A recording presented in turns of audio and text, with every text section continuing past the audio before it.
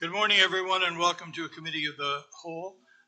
Before we begin, I'd like to congratulate Councillor Bell as being voted in vice chair of the new amalgamated health unit involving Norfolk and Haldeman. The meeting was yesterday, and he was nominated as vice chair, and Amy Martin, the mayor of Norfolk, is the new chair of the health unit. So thank you for all the work you did on the health unit, and congratulations on staying on the executive piece of it. Attendance has been taken. Everyone's here except for Councillor Oakley, and he's probably going to show up on screen sometime soon. He's not feeling very well, so he will show up though. So attendance has been taken. The agenda is the next thing on the agenda. Is there anything that anyone wants to add to a pretty specific agenda? Seeing none, I'm looking for a mover, please, for the agenda the way it stands. Councillor Pierce. Seconder is Councillor Kyle. All those in favor of the agenda the way it stands, thank you. Delegations, pecuniary interest first, we shouldn't have any. Unless the numbers get so big, then I'll have a problem with that, and I'll have to declare a pecuniary interest. But we'll start off the way we usually start off. I need a motion to take us to convene a community of the whole. Councillor Kyle again and Councillor Garneau. We'll vote on that. All those in favor? Opposed? And carried, which takes us to number 5 on the agenda, which is the introduction of the economic outlook, and that's Allison. Thank you, Your Worship. Welcome everyone to the first day of our 2025 budget. The happiest day of the year for everyone, I'm sure. I'm not going to focus too much, like I have in previous years, on going into sort of national and provincial economic indicators. I think everyone's broadly aware of the things that are factoring in. I want to focus today on the actual context of the County of Brant budget, some of the drivers for us, and what's actually going to affect us this year and probably for the coming years. And you know, there's some good news and there's some challenges in there too. So those are the things that I really want to have council encourage you to keep those in mind, again, for context as we move through the budget in the coming weeks. So again, I've already said a little bit, and these were true last year and will probably be true for the next several years, that we're experiencing high demands for service. I think that's indicative of the good job that the county has done in terms of response and dealings with the public, but that always keeps on increasing as we move forward. We've had some declining revenues that I'll speak to a little bit further in the presentation, and of course the pressures from growth and some market changes. The local economy overall, I think, is responding very well to a volatile, some volatile conditions. We have entered into a more normalized interest environment, but that is still going to be something that's going to affect people. For example, if you've had to renew your mortgage when interest rates were quite high, cost of living and affordability is generally going to remain top of mind for most people. Again, our local economy is faring fairly well. Our unemployment rate has risen since last year, but we're still trending below the provincial and the national average. Oops. Our building permit levels in 2024 remained quite strong, coming in at about roughly 28 million as of December 2024. Again, I think we all wish it was a little bit higher, and again, I'm going to speak to that a little bit more as we move forward and the importance of that. We've had new business openings again this year, and the spending in general was supported by our population growth. The median salary is again above the living wage. And we've had a number of new businesses open in the county, creating approximately 328 new jobs this past year. In terms of county business, again, these are all things that I've talked about in throughout the year in different ways, depending on different reports that are coming forward. But they're going to continue to be a strain on the county business. It's a really dynamic environment in general. The way things are changing, either through legislation or other factors, the jobs that staff are doing this year are likely going to change next year. So it's not even so much what we're doing, but how we're doing it that's putting a strain on the workforce. And broadly speaking, I would say that we're pretty lean still in terms of our staff complement as it relates to our growth. And I think there's challenges and opportunities in those circumstances. I think I'm going to continue probably to be speaking to this on a regular basis to council, just so that we can make sure that we're keeping an eye on how we deliver our services and that we can continue to support the health of our workforce and our efficacy moving forward. So this is where I want to spend a little bit more time. Again, things that I want council to keep in mind as we move deeper into the numbers. Some of the things affecting us, most of you know this, but again, I want to make sure that we keep it in mind. We have decreased revenues from the boundary adjustment that we've enjoyed in recent years. There are massive capital projects underway, a number of legislative changes that we are responding to, and the next two I think are important as we look at the projects and some of the pressures. I've said before that I think the geography of the county is both a blessing and a curse for us. It's wonderful, and it's what a lot of people love about the county is that we have a number of different communities. We have a mix of urban and rural. There's different character to each of those communities. But in terms of our actual growth and our employment lands, it's really difficult for us, almost impossible in some ways, to achieve economy of scale and efficiency in our infrastructure. So that is always going to be something that we struggle with in the county in terms of where we put our money and how efficient we are with the infrastructure that we actually do invest in. And in terms of the development cycle, I want to talk about that a little bit and how it affects not only this year's budget, but upcoming budgets.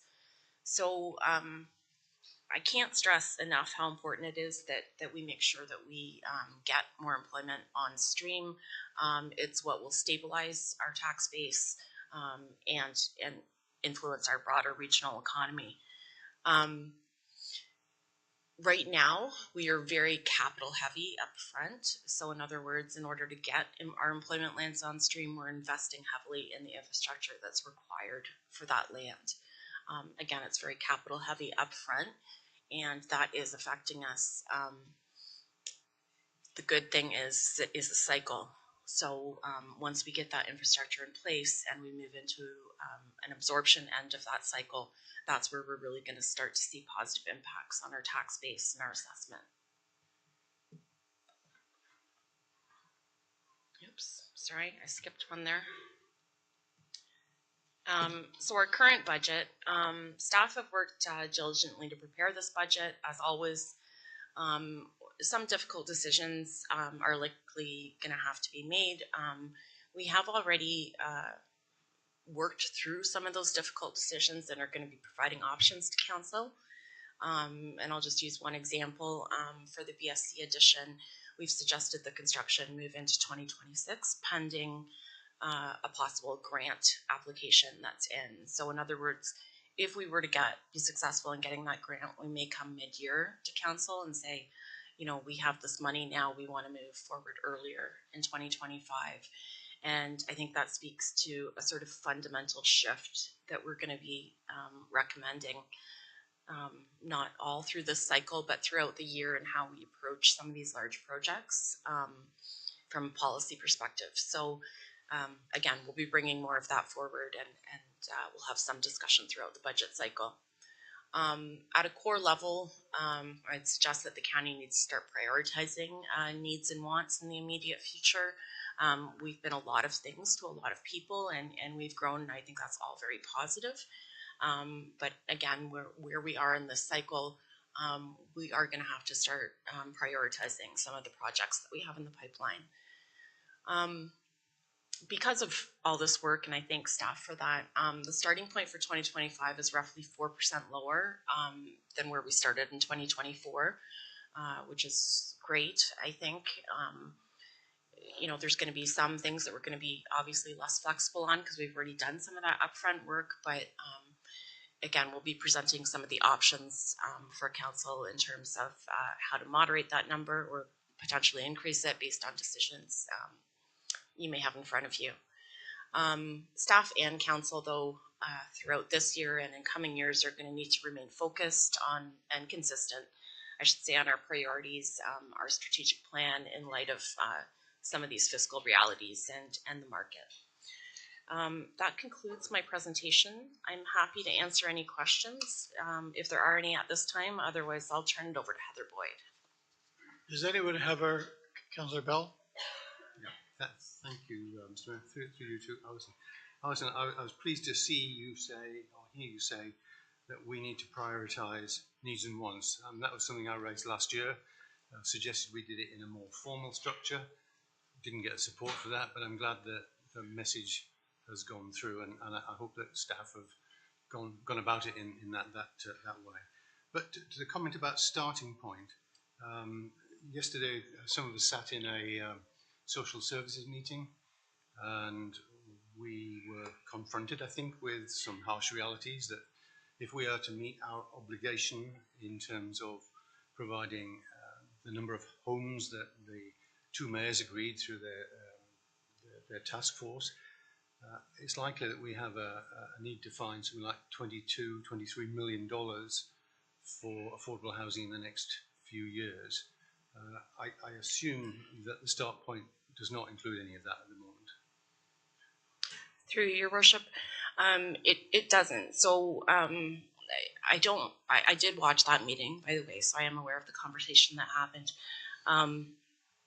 I don't think there's any need to panic. While you're not going to see that in this budget, how we've approached it is, and how we likely will moving forward, is the same way we approach Trillium Way. So, depending on, the land, the scale of the build, we may approach it through debt funding and the reserves that we've started. So, but you're correct in that we don't have a formal plan in front of council. Again, because some of the things are unknown. We don't know where some of these builds are going to be. We are working on Russell Heights, and I think that's the one you're going to see the soonest, and that adds 35 units of the 94 that are still outstanding for the county. So there are a lot of thoughts around that, and staff have been discussing it. It's going to be included for consideration in the long-term financial plan, which you're going to see next week. And there'll also be a broader report coming forward from staff that's going to explain what we recommend the approach to be and put some decisions in front of council. Okay, one more if I may, Mr. Mayor. The council was presented with a report from Burnside, I think it was, on the asset management plan, and there was a call there for us to spend $250 million over the next 10 years. Does the starting point reflect that? Through your worship, so it doesn't reflect fully funding that this year. We certainly could, but obviously that would have a massive impact. But it does reflect, again, a starting point for that, and recognizing that we want to do it over time and get to a fully funded point in our asset management plan. I think if I recall correctly, through the mayor, that we agreed as council that the starting point would be fully funding that plan. Could you just explain why we've moved away from that? Through your worship, predominantly, honestly, we didn't want to cause sort of mass panic, because it does increase the number quite a bit, but we certainly have it modeled so we can show you what that number would be, and then we can go from there. Yeah, I have to express my disappointment that, having agreed as council, that's where we would start. We're not starting from there. I'll just leave that for the rest of my council colleagues. Thank you. Councillor Miller, you're next. Yeah, thank you, Mr. Mayor. Very briefly, I will say, Allison, is one of the best opening remarks I've ever seen for a budget. So, I appreciate what the information you've given us, and you're the first person who's ever addressed the fact that our geography is really tough. It's really tough in terms of, like you said, economies of scale.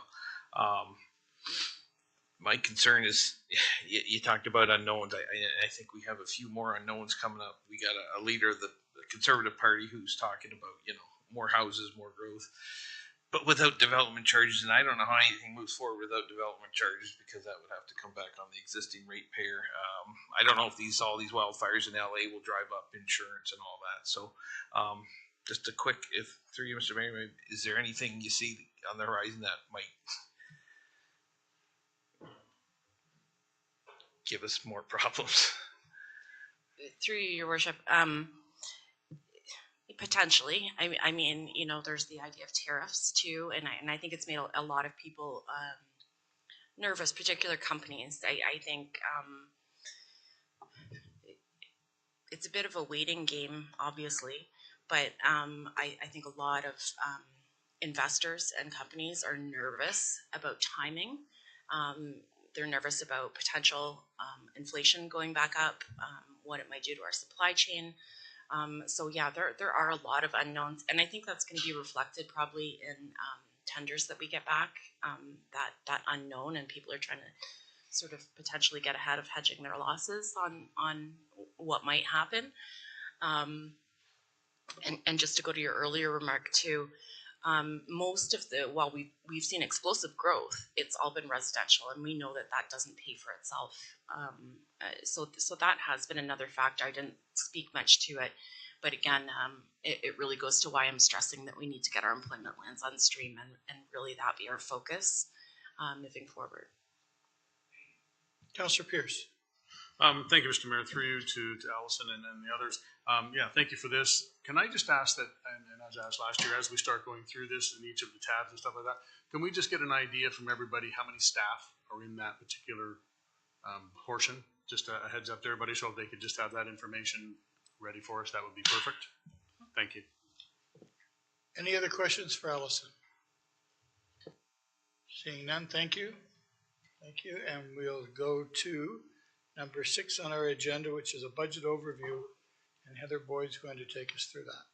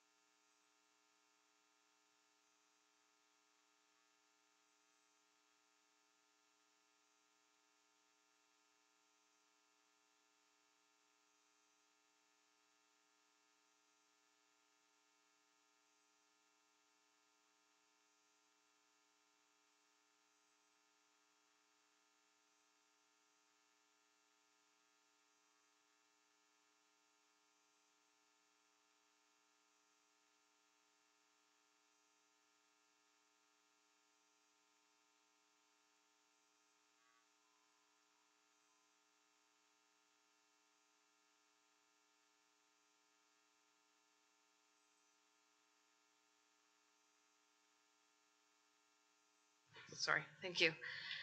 Format of the budget binder is the same as it was in previous years, so won't spend much time on that unless there's any questions. What I would like to get into is discussing how this budget aligns with our strategic plan. We did take a lot of time to look at, what priorities council set and where this budget meets that. So the first priority, our new plan is objective number 1, economic and financial resilience. So the long-term financial plan model is clearly a big deliverable on that, and that will be coming to council in its next version, January 22nd. What this does is it builds from our 2025 budget, looks at what kind of funding commitments, revenue, and expenditures that the county is committed to for the next 10 years. What the long-term plan model is not going to do is it's not going to tell council how to spend their money. So, it sets up, this is what we've already said we're going to spend, but where we go from there with it, things can always change, and council can add to or take away from the list. And part of what comes out of the plan will be developing policies on establishing a process for how we establish what council's spending priorities are, what future projects are going forward, when they go forward, and what kind of funding models. Also on that, so the asset management plan to drive the 10-year capital forecast, Councillor Bell's already touched on this. As Allison mentioned, the 2025 draft capital program does not fully fund the asset management plan, but what it does is it fully funds every project that we have in that plan that we can go forward with that's scheduled for 2025 in 2025. There's a lot of projects that still require studies, and there's a lot of projects we couldn't do this year for resources, studies, other things. We couldn't do them this year even if we had an infinite financial source. So what it does is it's a realistic view of what we can achieve this year, and the long-term plan will take us into the future to get us to fully funding that plan over the course of the plan. It proposes a total of 23.6 in funding towards the asset management plan, and that's just out of the capital. There are some smaller operational pieces that at some point we will also be looking how those feed into the asset management plan. They're a little harder to aggregate out of the budget, but that's where we're starting with this year's funding commitment to the asset management plan. We've also highly prioritize asset management plan initiatives over any new acquisitions, construction projects, things that, were not just to meet council's direction from the summer when it provided the budget direction. The other part of the strategic plan objective number 1 is also creating healthy and diverse economies. So there's new investments in our downtown core. Obviously, the Grand River Street North reconstruction is a big piece of that. There's also proposals for, some investments in community improvement plan grants and communication and liaison efforts around those. The other piece is, Allison alluded to our need to increase and encourage our employment investments. And so part of our economic development strategic plan, which was approved, we're going to be focusing on looking at Kanesville secondary and infrastructure investments that will help build upon our non-residential development opportunities. Strategic objective number 2, focused growth and infrastructure. So one of the things we took seriously this year was a lot of comments about how do we manage growth? How do we push the growth pace for growth and, try to mitigate the cost to taxpayers for all the growth going around? And one of the big pieces of that is the St. George Water Pollution Control Plant. Obviously, it's a very big number in our capital program going forward this year. Funding for that is intended to be through a front-ending agreement with the landowners group. And it's no surprise that, that funding model absolutely helps the county in terms of, we do still have to pay for a benefit to existing, but we're now paying for our benefit to existing over the course of the project without actual debt funding from the county. So that's a big piece of our financial plan. Healthy, safe, and engaged communities. So we are currently in the public engagement session for this budget. We did start the session off with a 2024 end of year survey as to, to garner what the community thought of, finances in general and budgeting in general without actually having the documents in front of them. So no surprise, the very highest priority, the comment we got on a vast number of the comments was relating to the cost of municipal services and tax levy increases and calls to not raise the taxes or to raise them by just a little bit. There was also a lot of calls asking for increased accountability and more transparency in how we manage our funds and how we award our tenders. So as I've mentioned a few times in this presentation, so what we did is we've taken that seriously. We've delivered this budget based on the calls for financial restraint. We're trying to balance between mitigating tax increases while still delivering on council's priorities, focusing on those asset management and essential services pieces, and just holding on our debt commitments, hoping to garner a little bit of breathing space between our self-imposed debt limit, so that we have the money to invest in things like the affordable housing piece for the future. So as I said, 95 comments were talking about financial restraint.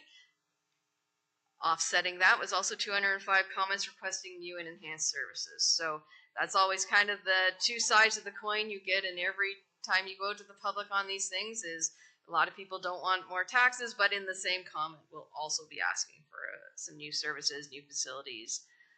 So that's always one of the difficult positions that council's put in to try to manage those two requests. Just from a highlight, the three things that were asked for the most were improved public transportation, that bypass the Barris downtown, and just general traffic improvement, road safety improvements. There were a few projects that were just right on the border of, some people liked them, some people didn't.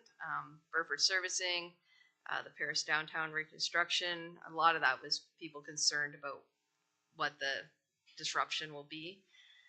And the new library project.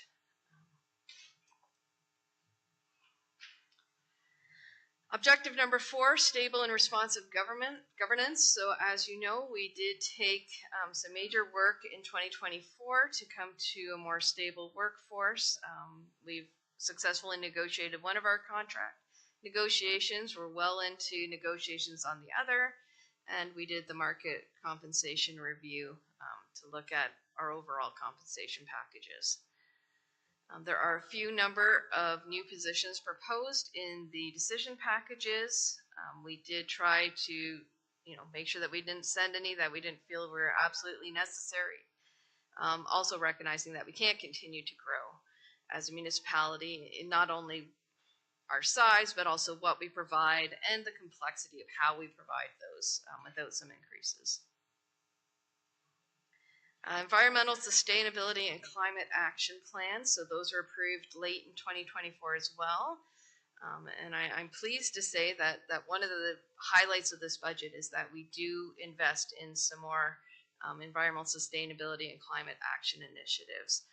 And one of the things that we found was we are now at that point where the investments we made in the past towards renewable energy and solar are now starting to actually see some concrete revenues and some actual money that we can put towards reinvesting into future investments that will hopefully have the same effect, so that we're always building our program, not detracting from that. So this is the first year that we did allocate some of those revenues towards specific projects in the capital budget that we saw as having actually advancing our climate action plan.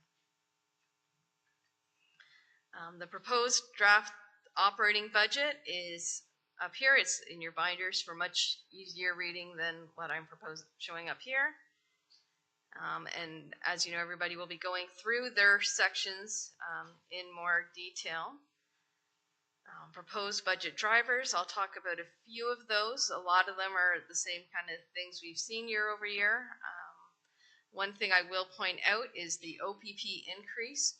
Obviously, when we started this budget process, we were looking at a much larger OPP increase. And thanks to the province having come forward with some funding to help offset that, 2025 numbers do look much better. It's just a cautionary tale that 2026, we have no idea if there'll be the same kind of support or if we are going to be looking at those kind of increases plus more in 2026. We don't know where we'll be at for that. I did want to talk, every year we have a little discussion about contribution from the contingency and rate stabilization reserve. In 2024, we did contribute 1.5 million from that. Some of that got repaid with our 2023 surplus. So what the budget driver, the decrease in the contribution from contingency reserve means is that every year when we do that, the next year, that's a source of revenue we don't have from the starting point. So later in the process, we can get the Treasury group to look at where that reserve stands now, and we can talk about if we're going to make another contribution. At some point, if we manage to make it a year without that contribution from the reserve, so that would be that much further to the good for the next year. But that's always a discussion we have, usually not at our first meeting. Increase to the capital levy. So yes, council's direction was to find a model to fully fund the asset management plan. We are putting forward $768,000, and almost all of that increase is intended to go towards asset management projects, projects that support our long-term financial plan, and also recognizing that there are a number of projects we still need to do some facility assessment conditions. We're not just going to throw money out there for projects that we don't have the full scope on at this time. So that's where the draft budget comes into that. There are a number of decision packages prepared for committee's consideration based on the same thing we always did. There's 22 in this, and there was a 23rd one that'll be coming for the February 6th meeting, which is the signs for the historical communities piece that we approved at ANO the other night. So including that one though, our total decision packages represent $2,226,000 or 2.72 increase to the tax levy if they were all approved. Next step, each department head will be making their presentations today on their specific divisions and their overviews of, touching on capital projects and decision packages. The purpose of this meeting is for you guys to have a chance to better understand where we're at, to ask any questions of the departments, and to ask for more information that we can bring back at a future meeting. We won't have answers necessarily for things you want today, but we will certainly have a follow-up report. Our next meeting is January 22nd for the external agency presentations and the long-term financial plan presentation. And February 6th will be when we start into the budget deliberations.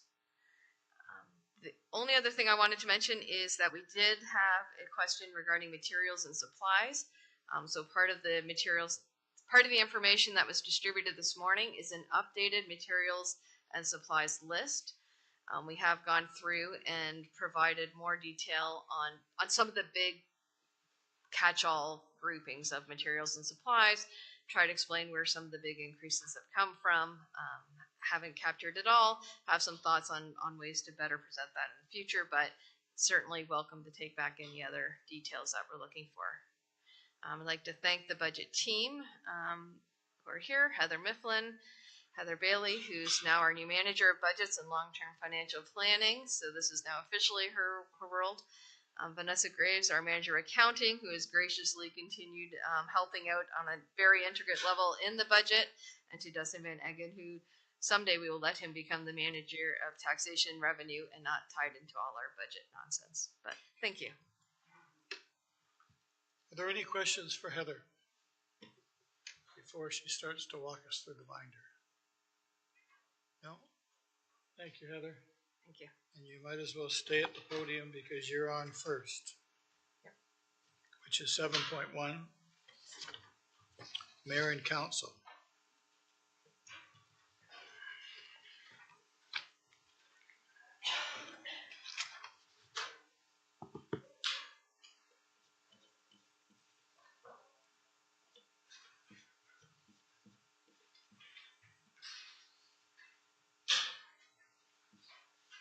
Is this what I'm looking for?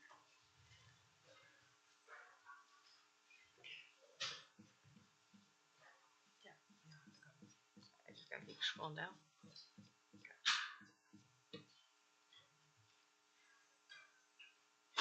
Do you have my staff members?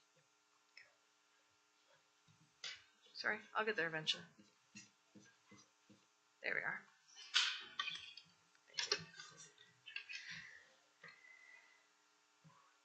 Okay, thank you all. First off the hop is the proposed 2025 budget for the mayor and council. This is where most of the expenses related to our council activities, our decision making, mayor salaries, and council activities, conferences, all that come into place. A couple of the 2024 accomplishments, and there's a lot of studies approved in 2024 and a lot more coming in 2025. A lot of work done in terms of climate action, development charges, background study, asset management, all the pieces we've already touched on that build into our strategic plan. Things for 2025 will be implementing the strategic plan that we approved at the end of the year, implementing the county brand official plan policies now that that document's been approved by the province. Obviously working through the downtown Paris master plan and the reconstruction project, and reviewing and implementing the long-term financial plan. Budget drivers are increases in wages and benefits and increases in memberships and subscriptions. Not any new memberships and subscriptions planned, but those costs go up on a regular basis. So it's once again, it's a very modest 2.7% increase, and there are no staff per se in terms of John's numbers in this piece. There are 3 decision packages there will now be 4 decision packages of things that were referred from council into the decision package list. One being the new hospital project, a local contribution, which is a carryover from last year. One being the Lansdowne Children's Center request for a capital campaign contribution, and the Woodland Cultural Center request for a capital campaign contribution. And the last being that additional signage that will be coming forward after Tuesday's meeting. Any questions on the mayor and council piece? Questions? Councilor Garneau. Thank you, Mr. Mayor. Through you to Heather. If not today, for a follow-up meeting, presuming that conferences and travel are under materials and supplies, could we just know how much of that is conference related versus kind of the ongoing day-to-day, please? Yeah. I think that's actually captured in the salaries, wages, and benefits, because for council conferences and training expenses, it's tied to our remuneration bylaw. So those numbers would not have changed at all from 2024, but I can pull that out specifically. Any other questions for Heather? Just noting that Councillor Oakley has joined us. He's been here for a little while, just for the clerk.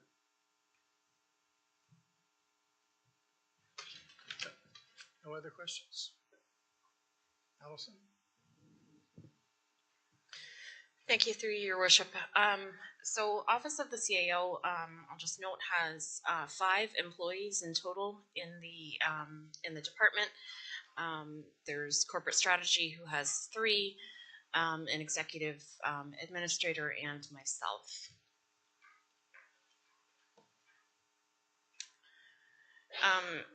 So the purpose of the Office of the CAO is to provide overall strategic direction to all the departments, staff, ultimately through their relative departments and divisions, report into the Office of the CAO, and to provide ongoing communication and guidance recommendations to council.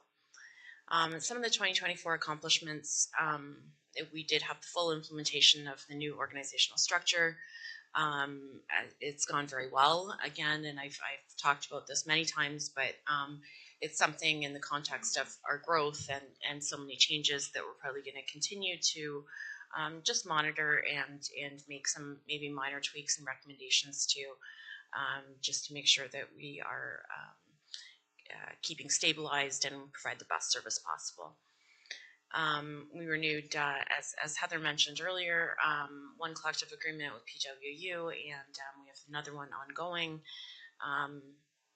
initiated the municipal accommodation study, corporate succession plan. You'll see the accommodation study coming to February policy meeting. And some new corporate initiatives, including annual review, which again you'll see in the spring, the compensation review, which has already been approved, and the project dashboard, which you've also seen. And Adam, who really did all the work on those, will be speaking to them when he presents. So 2025 priorities, again, we've already spoken to a few of them today. The Kingsville Master Plan, Downtown DIG, those will be big priorities. Some potential policies and procedures that we're going to bring forward with finance, and potential recommendations pending approval from the accommodation study and succession plan. And again, continued refinement of the long-term financial plan will be a priority this year and in coming years, and an affordable housing strategy, which I already spoke to, will be coming forward. The budget is largely status quo, with just basic step increases and inflationary drivers. And that's it. I'm happy to answer any questions. Questions?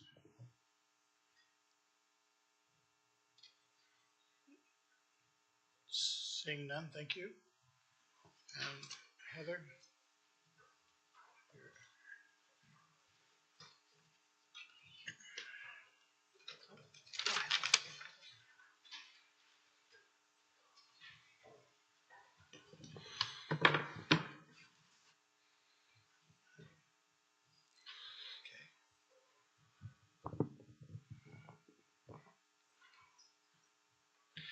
Good morning.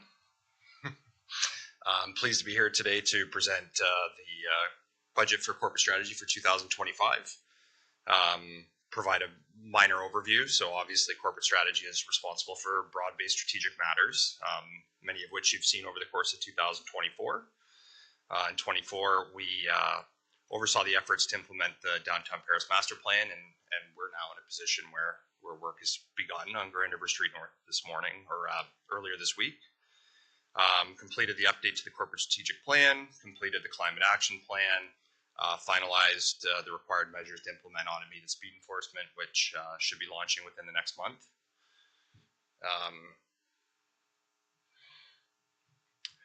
Continue to support the application for the proposed co-op build at Russell Heights.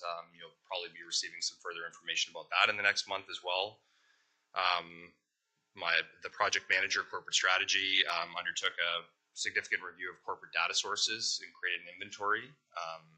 And you've received a report on that, and we're working on ways to improve that sort of corporate flow of data to enhance decision making. And we retained a recruiter to support physician recruitment efforts, and we anticipate that things will improve in that aspect over the coming year. 2025 priorities, obviously through the budgetary process, we're implementing measures in the climate action plan, and notably there's a decision package for climate action specialist to assist with that effort. And then we'll continue to work to implement the Downtown Paris Master Plan with other measures. And as the construction project has been sort of solidified, work how that goes through the next coming years. Budget drivers, inflationary increases in salaries and benefits. The budget is a little unique in that it contains sort of corporate strategy administration, but also houses the budgets for automated speed enforcement and brand safe streets, as well as physician recruitment. So sort of aspects that are more corporate wide, but not necessarily contained under the complete purview of corporate strategy. And that's where some of the materials and supplies are largely related to automated speed enforcement.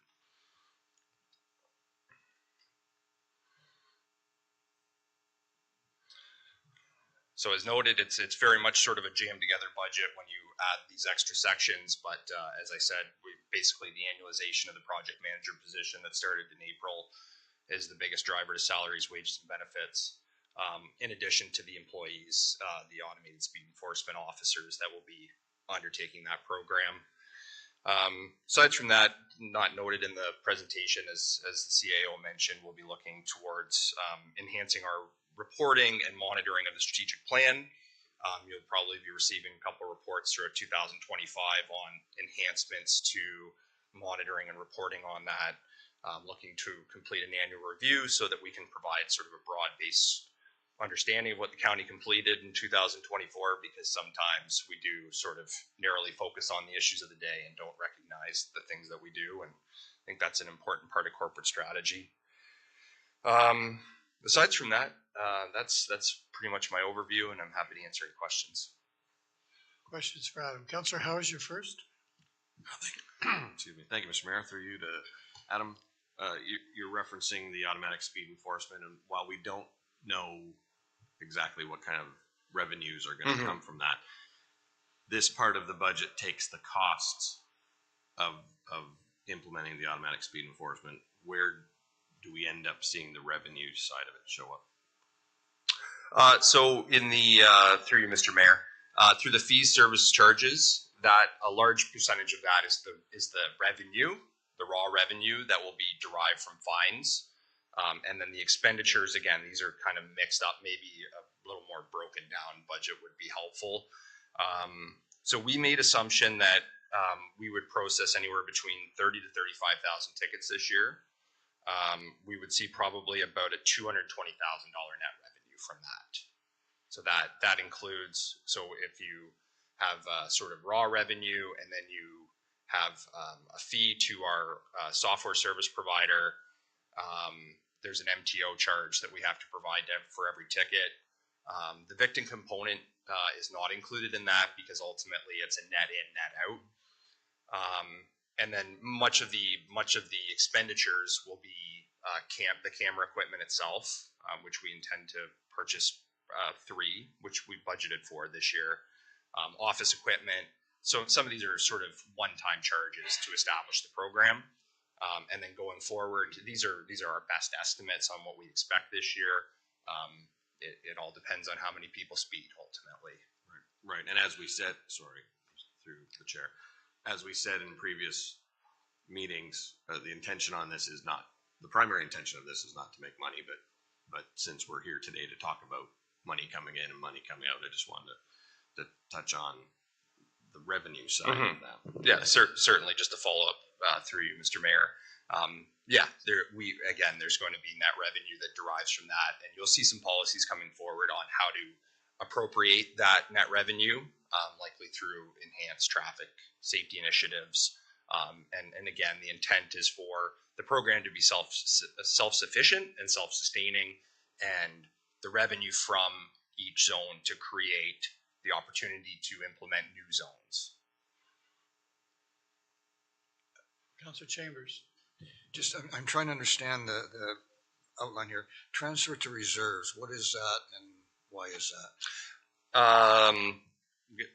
Through you, Mr. Mayor, I'm going to kind of look to the budget team. I'm sure part of it would be ASE revenue that's sort of without a policy. We would just set it aside to a transfer, but I'm getting nods, yes. And I think there's some transfer of revenue for Brant Safe Streets as well, which is included in this.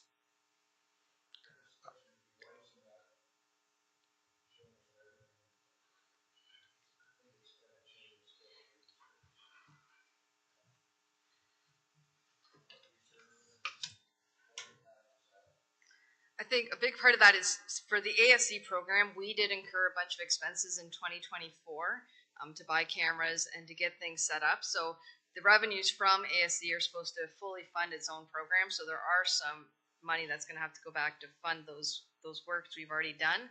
We just need to make those adjustments. And hopefully going on beyond 2025 will be when we actually start seeing, some proceeds or future investments. But at this point, it's just catching up pieces we've already spent. And then the question would be, why isn't that expensed in 2026 budget? Why is it taken away from this budget? It impacts this budget where it should be impacting the 2026 budget. What I'm getting at is you could zero the net levy if you didn't transfer the complete allotment and then expensed it next year when... It's because most of the money's already been spent because we bought the cameras. And the point is that this program fully, at the end of 2025, it's meant to levy out to 0%, $0 impact. So it's a self-funded department, so that transfer to reserves is just money going in and money going out. That this will be, there's a few departments, like buildings one, development engineering is one, where the concept of the department is that it's self-funded over a course of a year. So money that comes in equals money that goes out. But there are a few things that we still need to pay for that we had to buy before the program actually kicks off. So again, not to be argumentative, just trying to understand is that there's money going in and money coming out and it's neutral. Why is there a 13% increase in the levy? If it's self-funded, it's obviously not self-funded because we're adding 120. I'm just, again, trying to understand. I'm not debating whether it's good or bad. I'm just trying to understand why we're doing that. The 13% is because of the department itself, the annualization of the position, all the other pieces that would have the departmental increases. The ASC is supposed to be full, like that's why there's a giant contribution in, huge increase in fees and services offset by a huge increase in costs. 13% is just where the rest of it plays out. It's the ASC should be funding itself. This is for some of the climate action stuff that we've approved in the specialist position. That's where the 13% mostly comes in. The materials and supplies, all the other normal kind of costs that this department, because they've taken on a bunch of different pieces. It's kind of one of those evolving departments where now this department's responsible for it. So that's where the 13% comes in. So this is a dedicated reserve that it's being transferred into, which would be taken out for that particular purpose, I think is what you're saying. Right. And then in Rather than- 2026, we can see if we have money to invest either further in ASC or in other safe streets initiatives. Like that's where for this year, it's a zero net is our proposal. So it's not going into the contingency reserve, it's No. going into a dedicated reserve for expenditures related to this department. Correct. That's what I think I understand. Councilor Miller. Thank you, Mr. Mayor. Through you to Adam. Adam, 2025 budget drivers increase in contracted services for brand safe streets. Are the two dedicated OPP officers, are they included in this budget? Through your worship, no. I'm getting the nod from the disagreement from the treasurer. No, they're not. Probably the director of roads could provide a little bit more. Ironically, we had discussions this year whether we should break these budgets out of corporate strategy as they were sort of historically housed there. I think the sort of mashed together version kind of shows that for future years we will sort of present them differently, and perhaps ASC also being unknown too. We just figured we would present it within corporate strategy for this year and see where it lands in terms of operating. But Okay, as I understand, no. Okay, so I have a question about that as it relates to safe streets. So what portion of our budget binder would that be, those two OPP officers? And I'll ask the question then. Councilor Pierce. You want to answer that? Would it just be an OPP? Okay. Who knows that? Oh, Cindy does. Yeah, good morning. Through the mayor, that, sorry, would be reflected in the OPP costs directly. External agency then. Mm-hmm. Okay, I'm going to ask my question now because I don't know if they'll know. They are exclusively dedicated to traffic enforcement. They issue a lot of tickets. Does that ticket money revenues, does that come back to the county and help us offset those two OPP officers? Yeah. This through your worship, as I understand, that money would go to the POA court, and then as it helps self-sustain the POA court system, and then that whatever is remaining is retained back to the county. So yes. And so where would that revenue show up in this budget binder?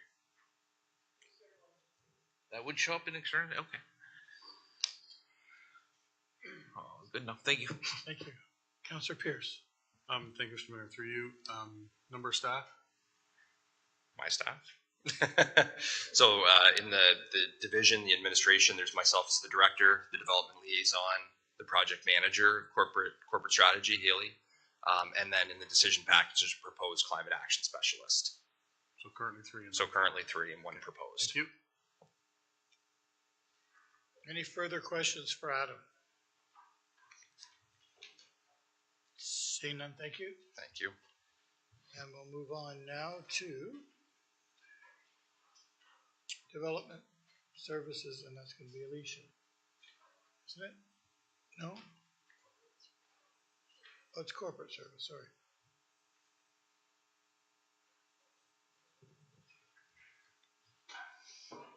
Sorry, just one second. I'm going to try to fix this view so we can read it easier.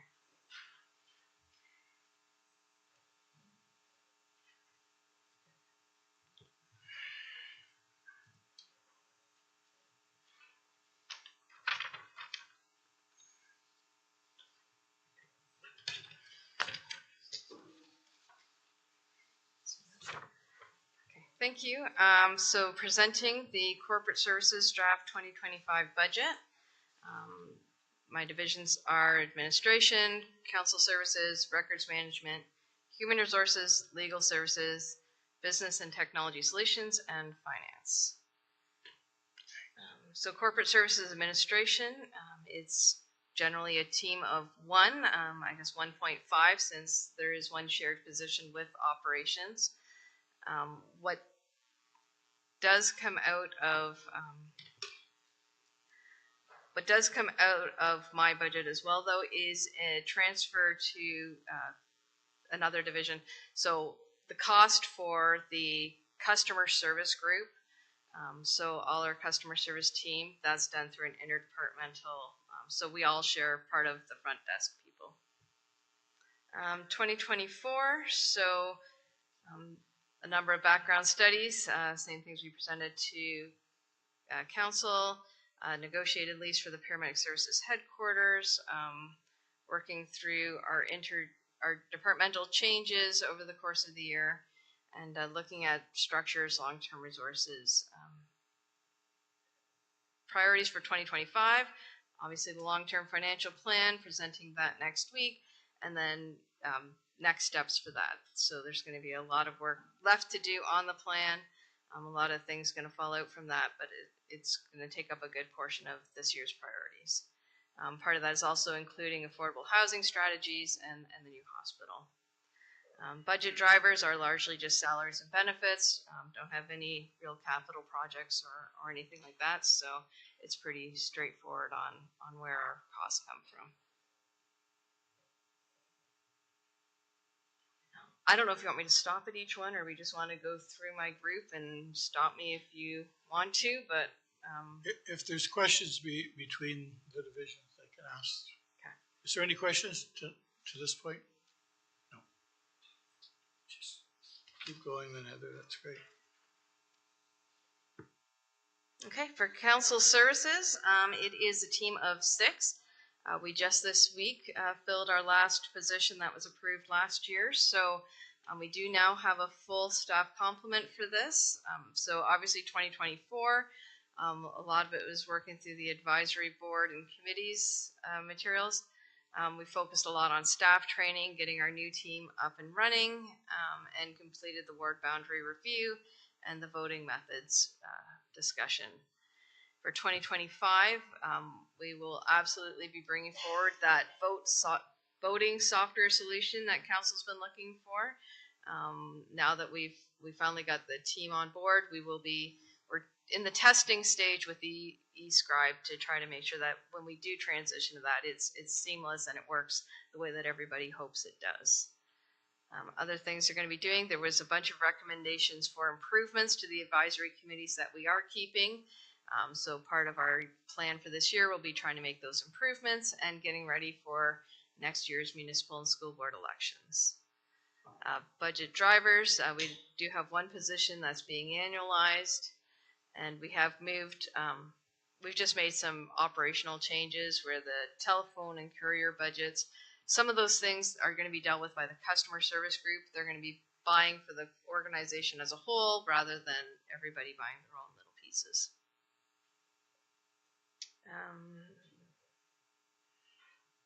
Yeah, so largely that's the council services group. They don't have any decision packages or capital items at this point.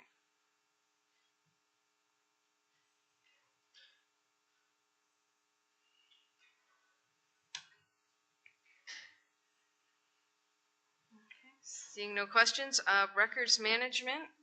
Our records management Just is a minute. Councilor Chambers, you had a question? I did have a question, and that's with regard to the implementation of the recorded vote software, et cetera. That was budgeted for last year, and obviously it wasn't spent. Where is that money, and what happens to it? So is it in the contingency reserve, or is that? the last year, so we did buy the software last year. So we do have it now. We're in the testing stages of that. So the only other piece would be the staff didn't get hired until very end of the year, or actually beginning of this year. That will end up in the surplus because it was just operational money that wasn't spent. So it won't be in any kind of reserve. It'll end up in the year-end surplus. Thank you. Okay, records management is a team of two. So they are the caretaker of the corporate records. They manage, I don't know how many members of council have seen or heard of our records center. So they manage our paper and increasingly our electronic records. They've been working on a program for a few years now, moving forward with more digitization, less reliance on having hard copies, except for there are some things that we are required to keep forever in hard copies. So it's just an ongoing project. They also have seen some change in staffing structure and positions over the past year. So a lot of 2024 was getting the program, up and running, making sure that training, getting everybody running. 2025, we will be looking at expanding use of our electronic document record management system and working to decrease our paper footprint, which hopefully at some point will allow us to have less reliance on our actual physical assets for that record. Maybe even give us a facility freed up at some point, but that's like a lot. If you saw how many boxes of paper in that building, that project's a long ways off still. So, but that's where that team is headed. Once again, their drivers would be largely salaries and wages, and they don't have any capital or decision packages at this time.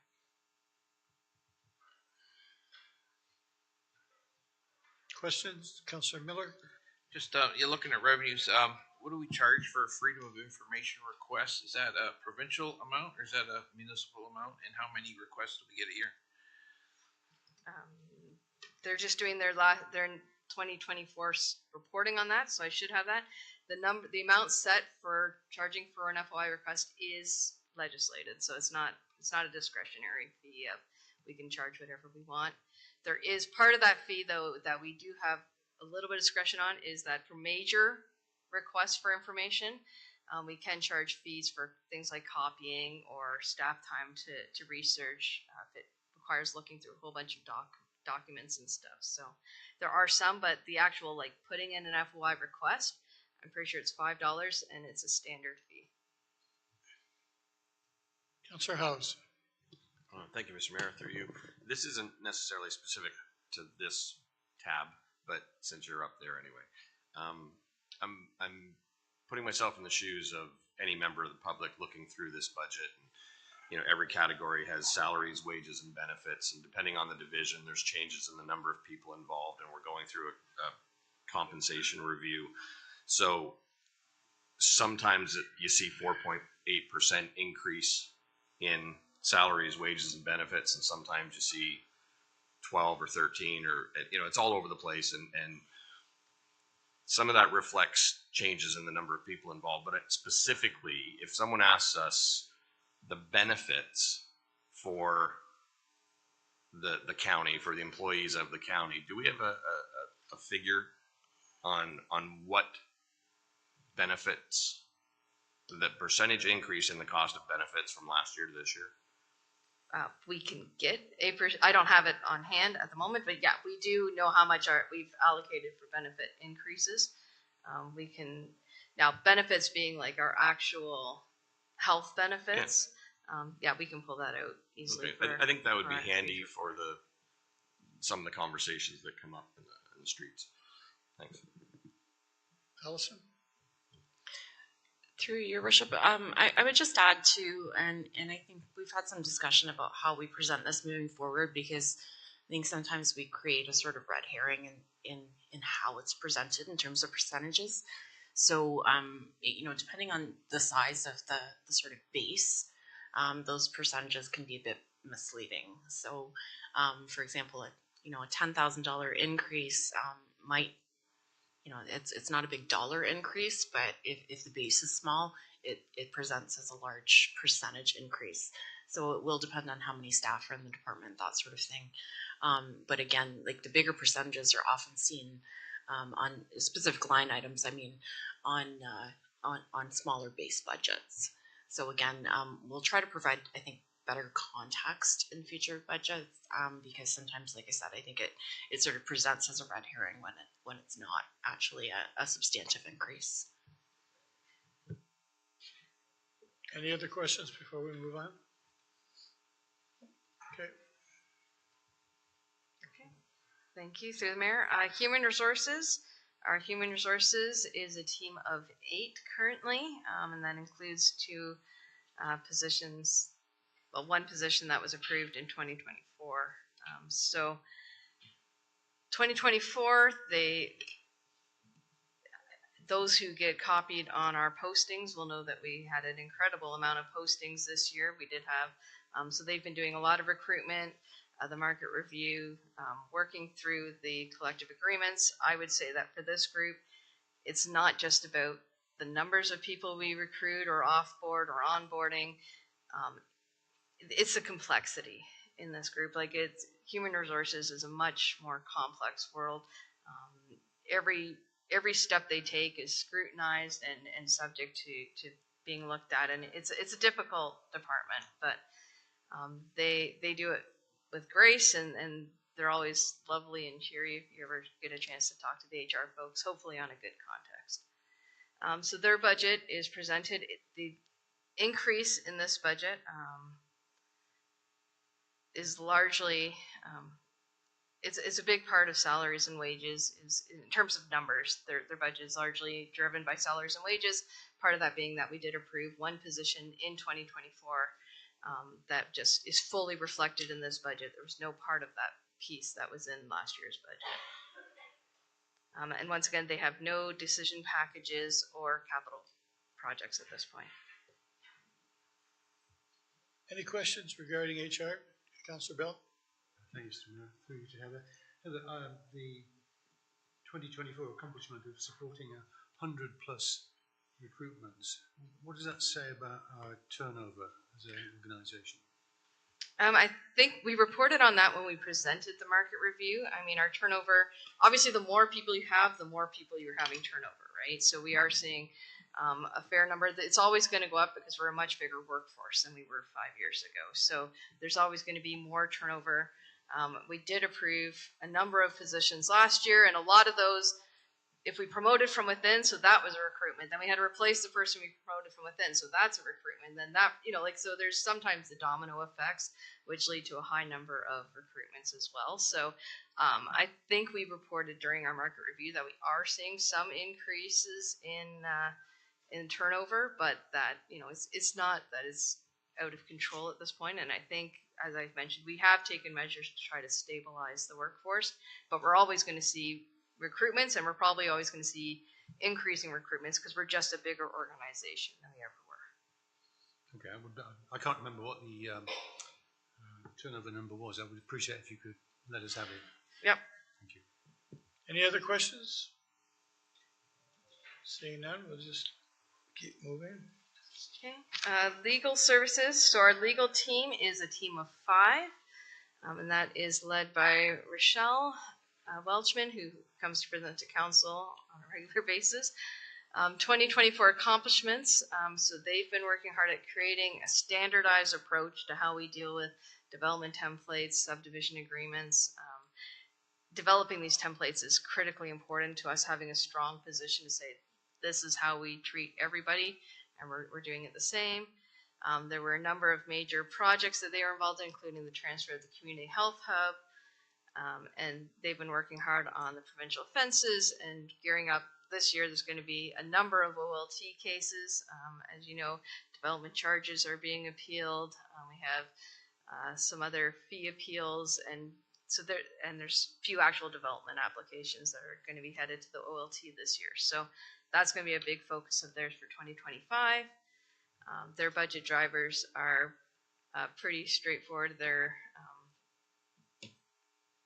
largely in terms of, salaries and wages. Well, salaries and wages is a bit of adjustment because of where the positions are. Their budget's the only one actually decreasing. So not much to say in terms of where their budget's at, but they are seeing some more revenue in terms of, I imagine, charging for their time in some of our other pieces. So like when we do the POA stuff, like if they're the ones who are actually at court fighting the POA appeals, then they get some of the revenue from that. So once again, they have no decision packages or capital. Heather, Councilor Miller has a question. Yep.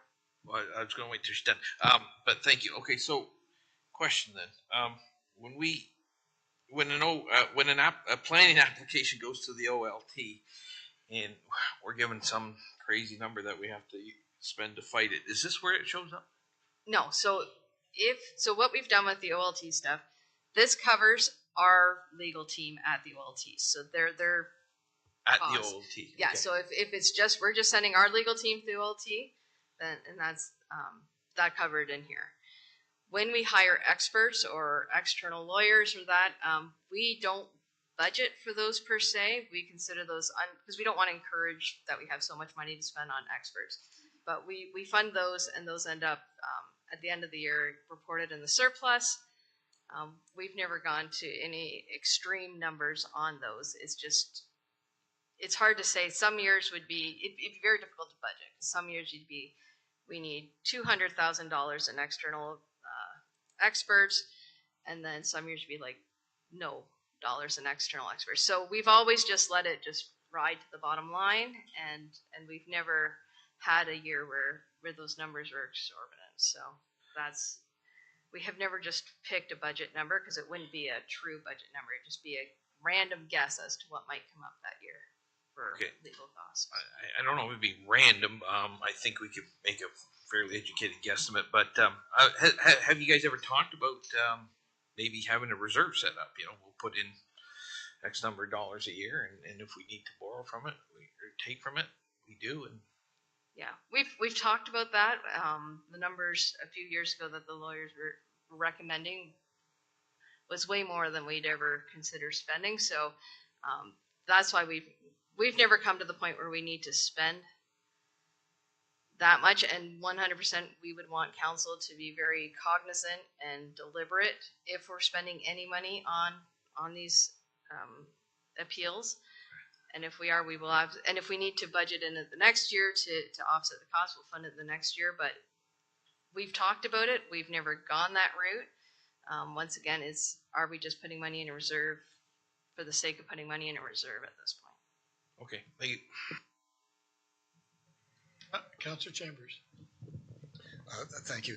It might be the same answer, but I'm just curious as to where in the budget do we budget for such things as deductibles and settlements against the county and that kind of stuff. If there's claims against the county, where's that budgeted for, and what would that budget be if it is indeed budgeted, or is it just taken out of the reserves as need be? So insurance is included in this budget, and I do believe we have still a little bit of an insurance reserve for some of those things. Absolutely, if we had a significant claim that the county actually had to pay, we would have to bring that to council on its own merits, because our deductibles and things covered. It would be something beyond what's covered by our insurance, which would be a very big number, and would certainly, once again, not be anything that we could reasonably reserve away for. But we essentially don't budget for that other than the insurance reserve and that kind of stuff. So whatever is in We that have some for reserve. deductibles because we do have some every year that come in, and we have to, put towards for our insurance company to cover us. But if there was, the only thing that would be a real risk would be like if we had a major claim that we would probably, once again, probably know well ahead of time that we were facing that. So it's I not understand something that. I'm just factors. wondering where it shows up in the budget. Do we Those show up budget for here that? in this budget itself under the insurance category. Thank you. Are there any other questions? Seeing none, that's great. Heather? Okay. Business and technology solutions. So currently they are a team of 17. Going through, they are the ones that keep the Wi-Fi running and the lights on and the networks, and provide great service to our emergency management. I think that's kind of a field that they're moving more into.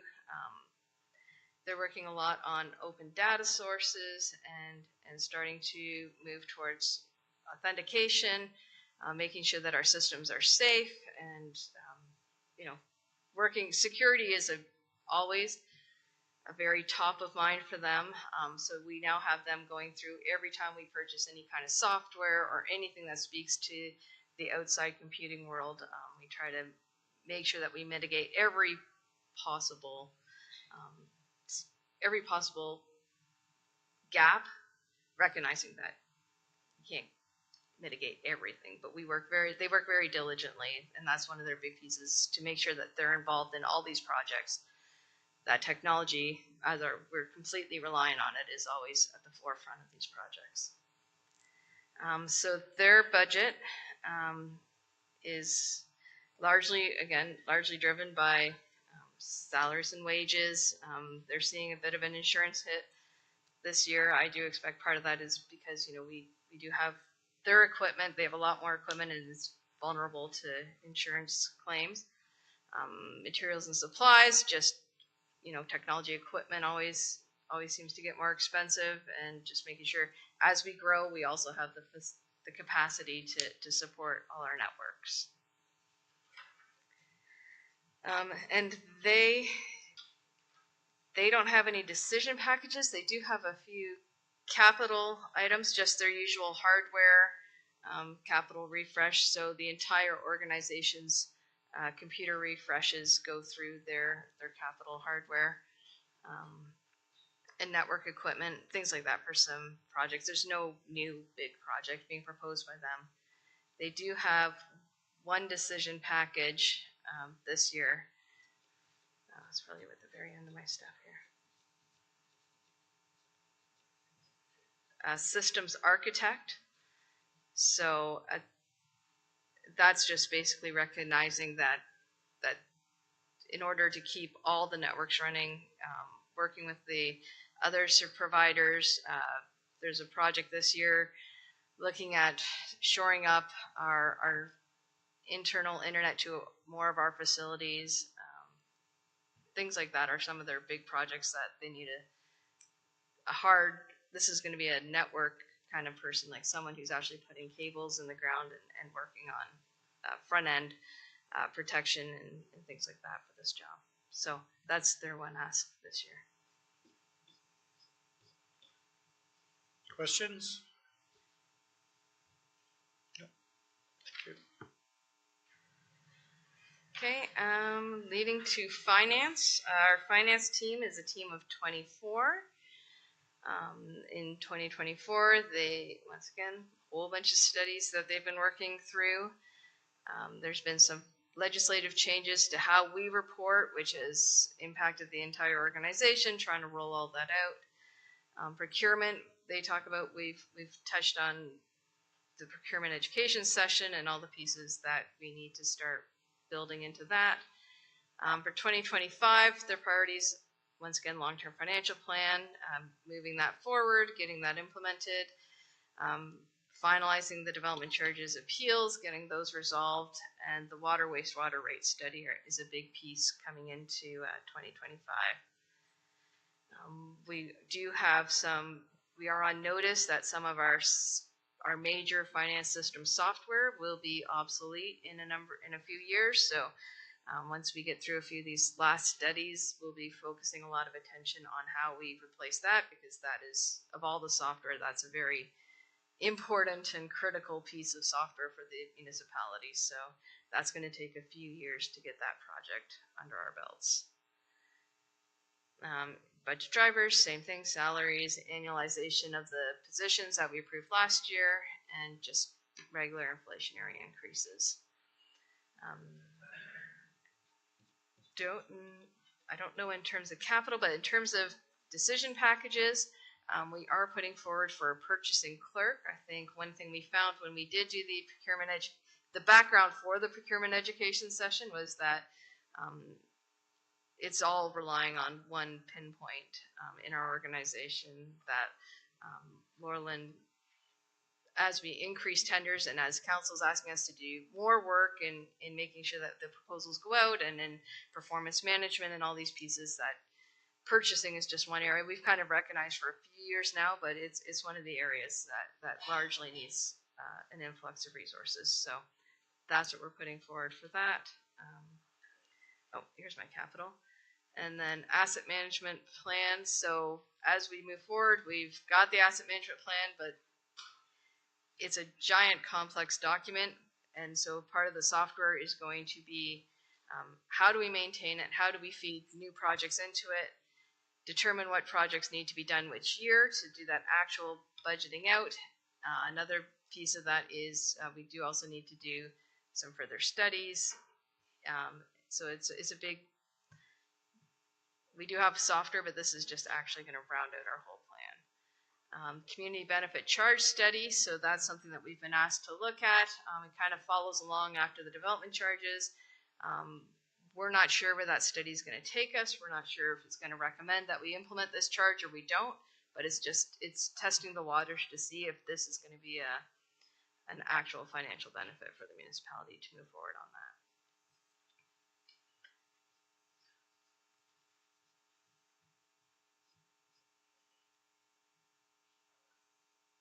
And then I think that takes us to taxation and corporate finance, and I will turn that over to the treasurer.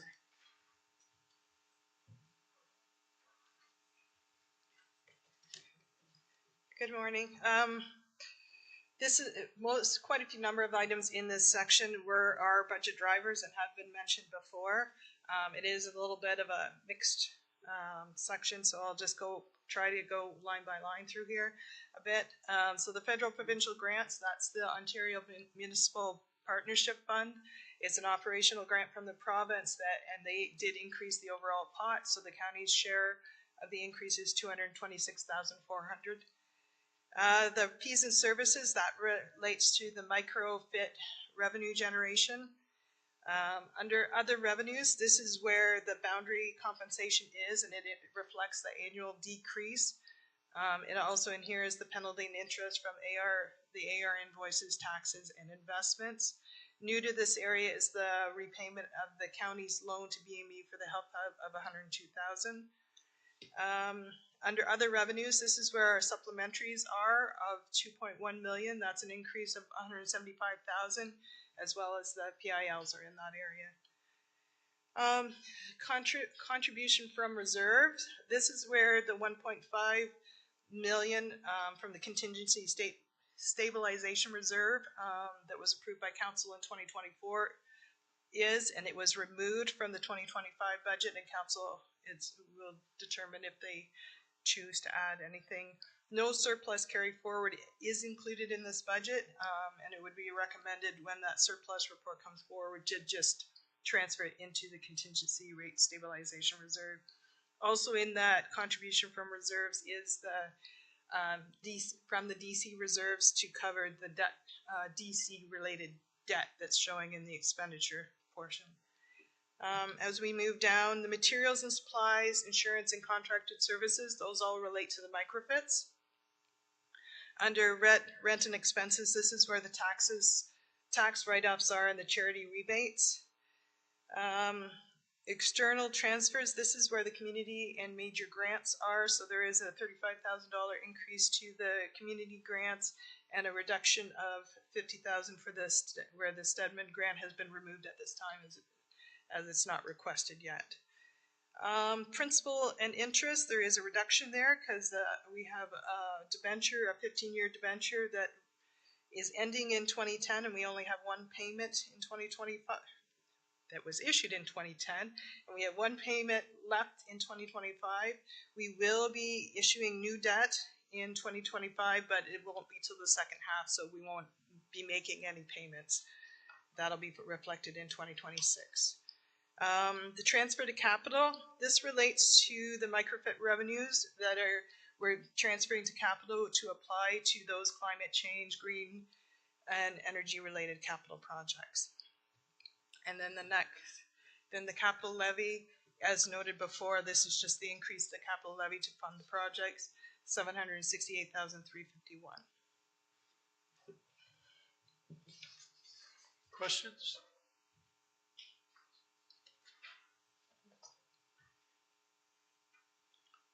Thank you.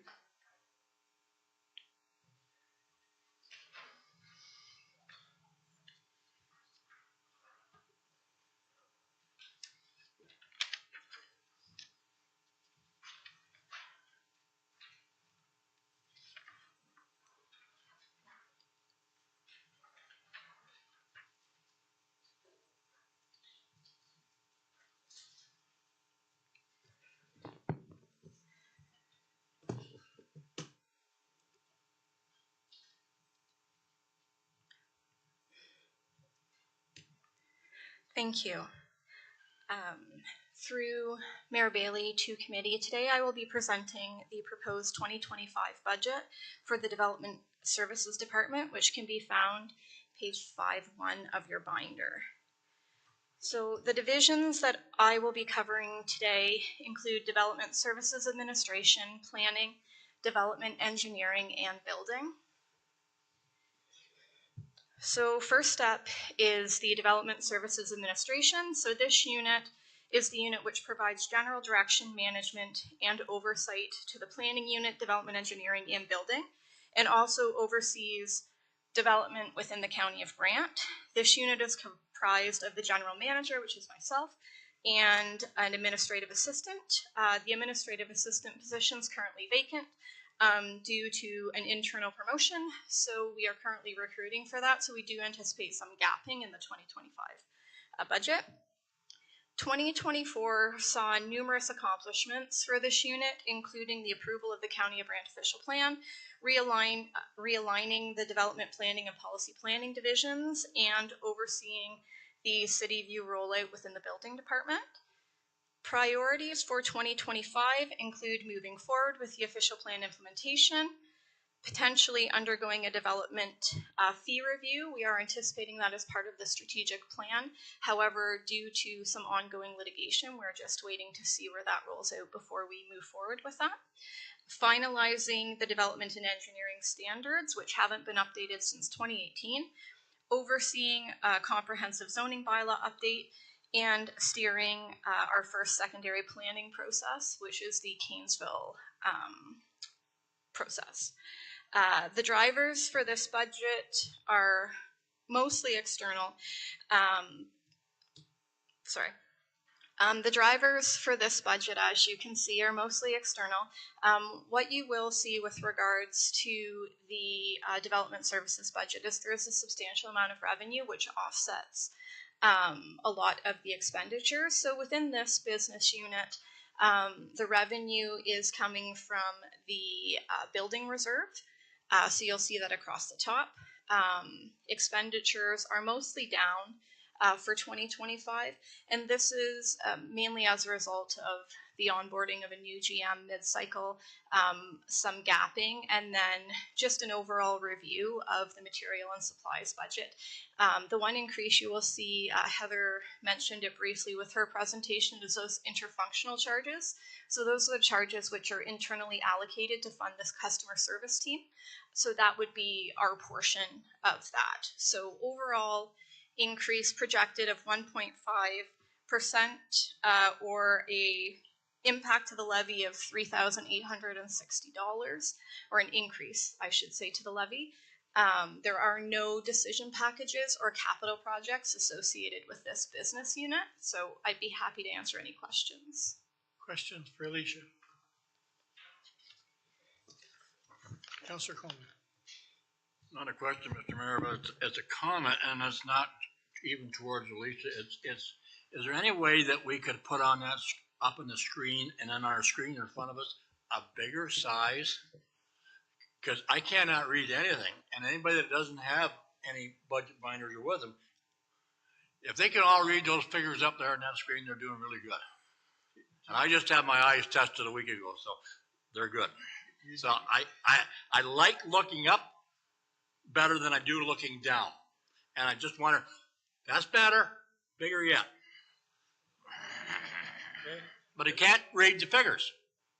That's, I just wonder if there's a way we can, that's getting better. There you go. Close your left eye. There you go. Better. Look how good they are to you. Look how good they are to you, Councillor Coleman. You ask and you shall receive. Yeah. Moving on next, I will present the 2025 proposed budget for the planning unit.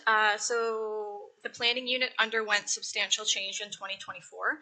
A mid-year reorganization resulted in both development planning and policy planning works merging, or policy planning work units merging under one bannerhead planning department. This department is headed up by our Director of Planning, Jeremy Vink. In addition to the Director, Development Planning has 11 staff, and Policy Planning has 4. Development Planning would be the work unit which is responsible for processing development applications, such as official plan amendments, zoning bylaw amendments, site plan applications, consents, lot line adjustments, draft plan of subdivisions, and condominium applications. In 2024, the planning department revenue resulted in slightly under budget, just about $46,000. And this is as a result of less than anticipated applications in minor variances, official plan amendments, zoning bylaw amendments, and severance applications. However, they also realized higher than anticipated revenues in site plan control agreements, compliance agreements, and deed stamping. The policy planning team, which is now under the overall banner of planning, implements the mandated planning legislation from the province, and is responsible for long-term planning initiatives such as the official plan, growth forecasting, county-initiated zoning bylaws, environmental planning, heritage, urban design, and secondary planning. The policy team was on budget for 2024. And most of the capital projects that you're going to see that we're going to discuss moving forward are under the policy division. So,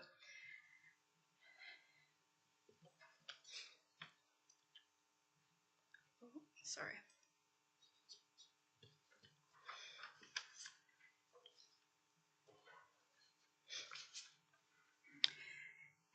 In 2024, the planning unit managed a high number of planning applications and Ontario Land Tribunal appeals. It also saw the official plan approved, enacted the St. George interim control bylaw, and created a growth management tracking model, which is currently being finalized, and you can expect to see a demonstration on that shortly.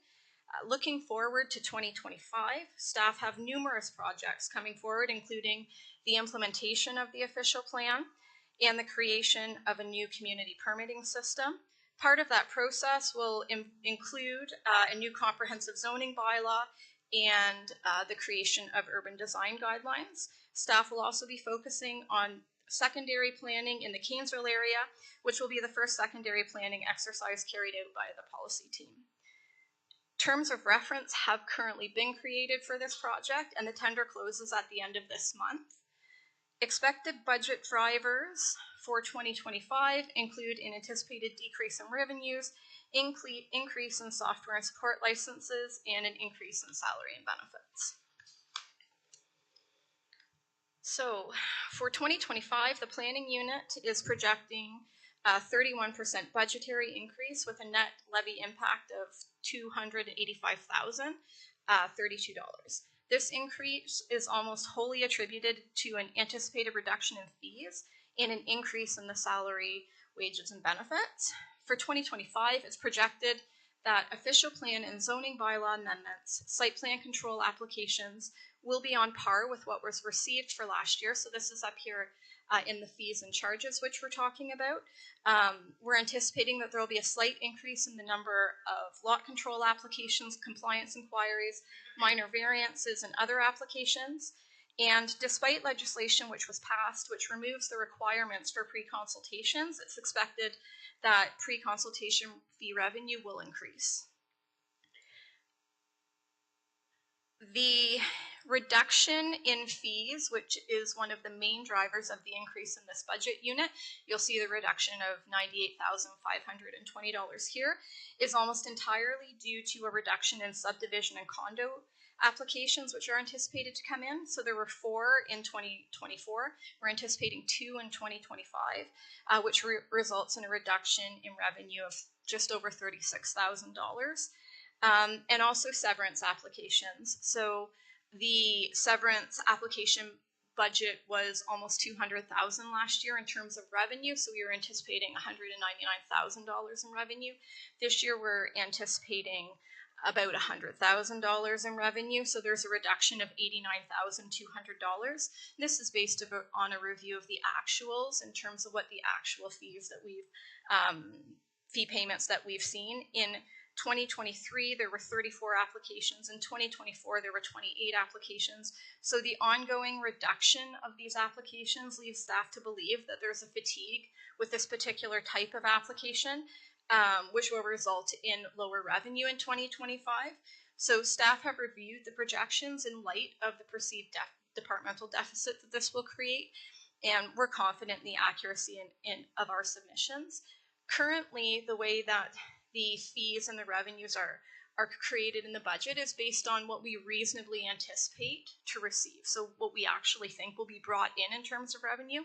When we do that fees review, we can look at potential, do we want to look at overall cost recovery? So right now, planning's around 50% cost recovery. So we could look at fees, not just in light of what everybody else is doing and to be competitive, but what does 50% cost recovery, 55%, 60%? We could look at those types of metrics to see if council's interested in moving in that direction.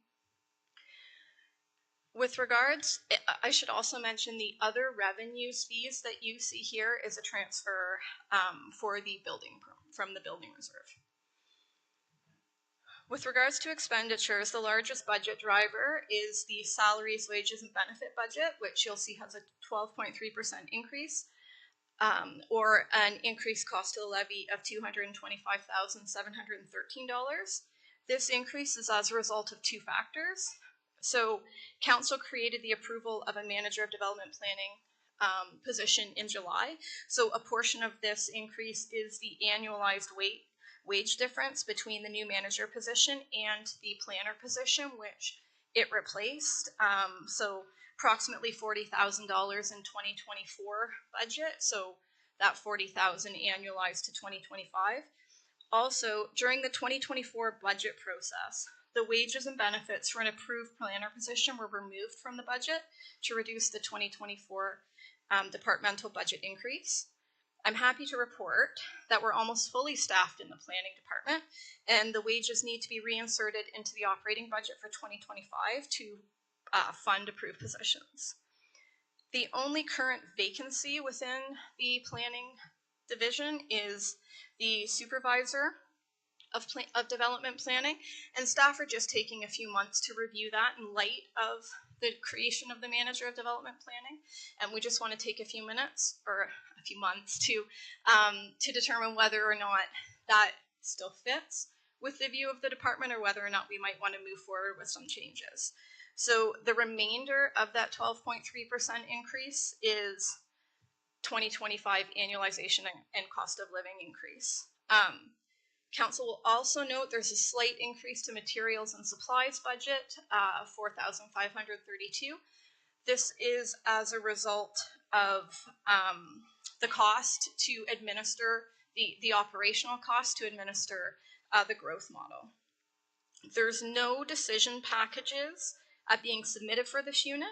There are 9 capital projects, which we can discuss when we get to that point. Questions, Councillor Miller? Couple questions through Mr. Mayor to Alicia. Alicia, I'm looking at contracted services, 10,000. Now I know we've seen a few applications come through where we were using external planning agencies. Is that not? How's that accounted for? So through your worship, so the contracted services, and yes, so we have we've retained the services of Netherly Planning, which you will see on come forward. So how we decided to approach that with finance was we have the fee of, or the anticipated cost of $10,000, and then any additional would come from the gapping from the difference for salaries, wages, and benefits for a planner who's not actually here. So for example, if we require their services, we don't have a planner, the funds would even out. So if we were to include wages and salaries and wages and then also contracted servicing, we're double charging. Okay, so so the contracted agencies that we use, I'm sure it was more than 10,000 in 2024 though. So and it might very well be, but the approach that planning took would be this would be accounted for during the variance process, and so the contracted services would be over budget, but equally the salaries and wages would be under budget because we would not have a planner on staff. Okay, so really they're captured in the salaries, wages, and benefits. I just thought they'd be broken out a little better, but okay, I'll leave that. Second question then, and it's related to planning, but it's also related to building services, development, engineering. When we go to these municipal conferences, there's all kinds of vendors there, and they're always pushing for more online. You know, fill out your application online. And in the past, people would have to come to the office and fill it out. So, can you just talk a little bit about that? Are we moving in that direction? Because I thought I seen a couple things where now we could fill out things online. Is it getting more and more that way, or do we keep asking people to come into the office? Right, through Mayor Bailey to Councillor Miller's question. So yes, so you can fill out applications online. That being said, we're moving forward with the City View process, and so that the ultimate result from that could be that we have an online portal where not only can they apply online, but they can submit documents online, and they can view where in the process their application is. So that would be a final output of that, but we are in the beginning stages. The City View coordinator project or position was approved last year, was brought on I think in the fall, and so that would be currently their internally mapping process so that we can internally get our documents into the system.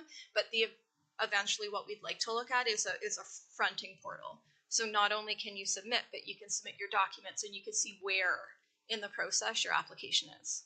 Okay, thank you. I'm glad to hear it's coming, so appreciate it. Allison? Thank you, through your worship. I would just like to add that there are a lot of communities, and I believe this is what you're alluding to, that are using AI and all kinds of things to sort of expedite the process. Alicia mentioned where we are in the cycle, and some of the new technologies that are out there are very capital heavy up front and take up a lot of resources, and I don't believe that was a prudent measure for us to take at this time, and I would like us to sort of examine what is going well and what's not in other communities who have already sort of taken that step. So staff are very much aware of some of the new technologies that are out there, but haven't chosen to prioritize that in terms of our investments at this time. Councilor Coleman.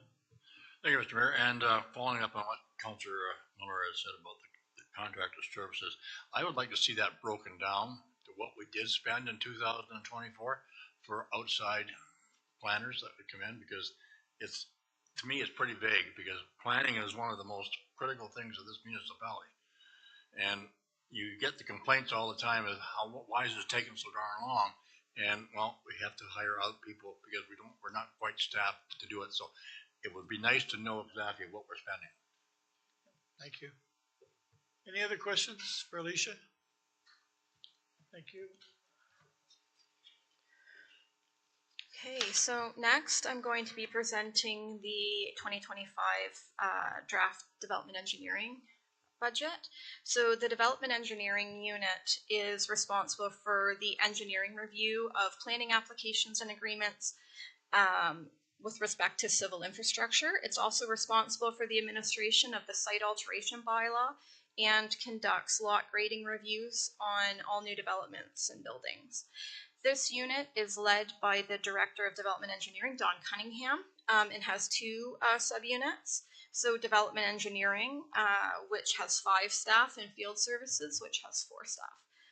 2024 saw Development Engineering continue to manage a high volume of planning applications, 36 currently open, and 11 finalized site alteration permits. They also processed 221 lot grading permits, and that is not including the permits which were done for building permits, which I believe to be about 200. They have been working on 32 active subdivision agreements and manage a declining number of legacy subdivisions, which currently sits at 5. Council will recall at the beginning of the year we were at 8, so we are now down to 5, and you can expect the annual update on that through upcoming Friday file. In 2024, the revenues for development engineering exceeded budgetary expectation. I'm happy to say by about 40%, or over $600,000. And expenses were all within budget, which will hopefully result in a surplus of approximately $700,000. So this will result in a transfer to the Development Engineering Reserve Fund for the first time. In 2025, the focus will be on continuing to manage high volumes, working on assuming legacy subdivisions, and finalizing an update to the development and engineering standards. Budget drivers for this year include a planned increase in revenues due to subdivision registrations, but also an increase in consulting fees and salaries and benefits. So for this budget unit, the revenues, which you'll see here, fees and service charges, so these are the fees which they receive directly. So this would be the 6% engineering fee, which they take on subdivisions. This would also be the site alteration fees. Other revenues, this would include a transfer from the building reserve, and then this would just be a contribution from the development engineering reserve. So in the 2025 budget for development engineering anticipates a surplus of approximately $139,000. And the resulting net levy increase for the 2025 development engineering unit is 0. As I'll go further, this is because as there is a dedicated reserve, there is no impact to the net levy for this unit. Anticipated revenues for 2025 are up 15.5%. This is because the fees, which they also recover 33% from planning fees. So the fees which building or development services conducts work on are anticipated to be revenue neutral for 2025 for planning. And there is an anticipated increase in revenue for site alteration fees, small amount in the amount of $26,000. The majority of the increase in their revenue is as a result of review of subdivisions, with the anticipation of potentially up to 6 subdivisions coming online in 2025. Expenditures are also up for this unit. Salaries and benefits are projected to increase 4.8%. That's due to staff moving up the wage scale and cost of living increase. There is also an increase of $25,000. You'll see it here for contracted services. And this is because when the development engineering team does their review, oftentimes they'll send it off to peer review when there is no subject matter expertise internal. This results in an increase in contracted services. You'll also note there is a slight decrease in the interfunctional charges. As previously stated, this is to fund the customer service team. And then the anticipated expenditure transfer of $139,156, that's the anticipated surplus for the year. Once again, you'll note that this unit has no impact to the tax levy as it's funded from a development engineering reserve fee. There are no decision packages associated with this budget unit. There is one issue or one item in the capital budget, which I'll address when we get there. Questions?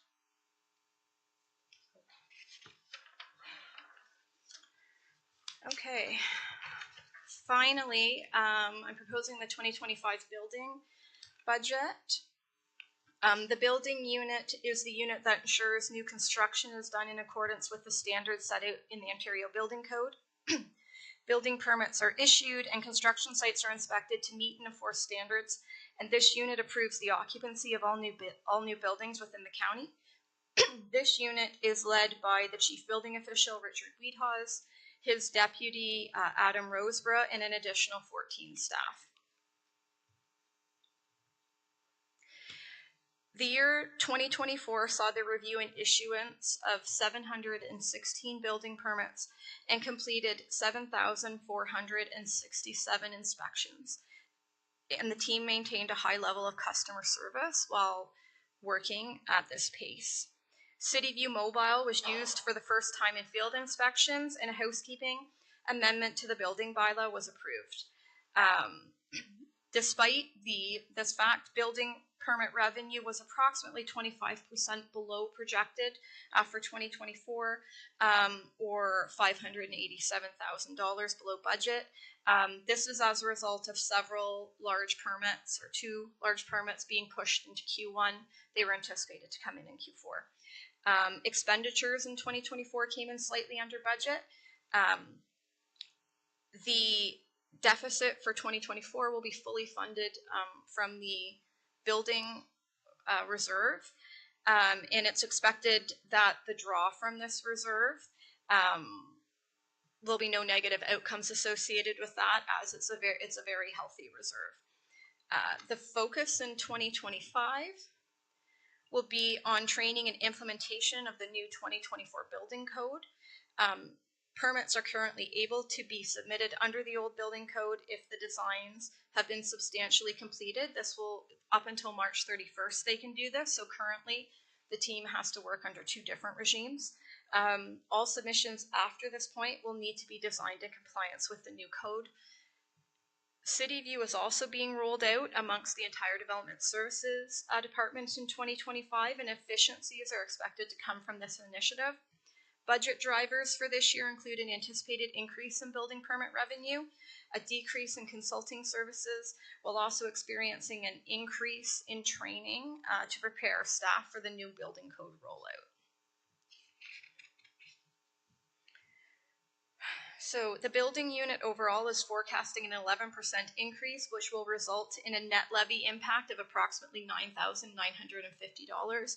So the finance department has gone through and come up with a figure where there is a very small portion of the work that building does, which is to not to new construction, but maybe they're going out to see something which has already been built, and therefore has a small impact on the levy.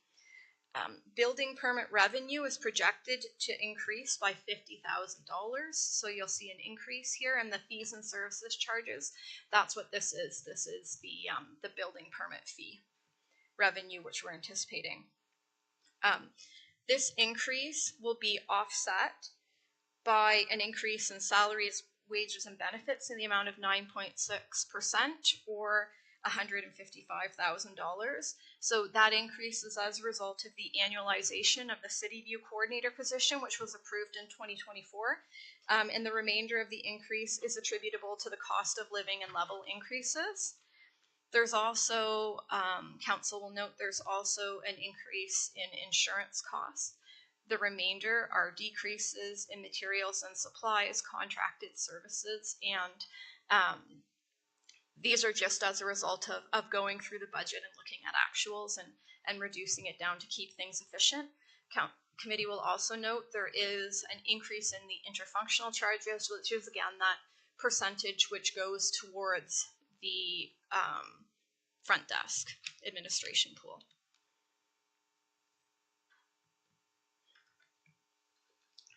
So this division has one decision package, and this is the Supervisor of Building Enforcement. This can be found at page 1211 of your budget binders. So this position is necessary to address the growing list of outstanding enforcement issues in the county. So as previously stated, there's almost 7,500 inspections which are completed by 99% of them were completed by 5 staff.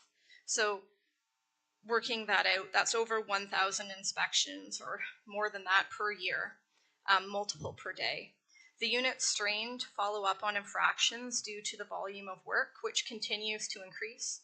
The Supervisor of Building Enforcement position will be a position which reports directly to the Chief Building Official and will work to reduce the backlog and improve service levels. This position will be entirely funded by the Building Reserve and will have a $0 budget impact on the tax levy. Questions? Are there any questions? Councillor Miller. Thank you, Mr. Mayor. Through to Alicia. Alicia, there was a time when we, the people in building inspection, we didn't have the expertise on staff to do, say, a complex industrial building. With Richard and Adam and the 14 staff, do we have enough expertise to do everything that's built in the county, including some of the high rises that are coming? It's my understanding that we do. Yes, Richard's nodding yes. Yes, we do. Okay, so the contracted services then, what would that be for?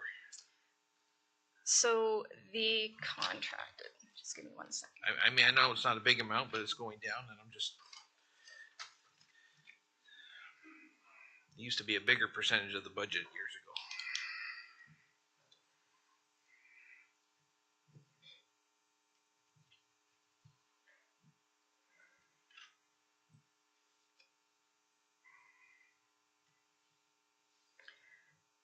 I'll have to get back to you on that. That's not included in my notes, but I do note that the decrease was as a result of reviews of budget to actuals. But I can provide that information to you. Okay, yeah, curious as to what are we contracting out in the building division? So, okay, and we'll get the answer later. Thank you.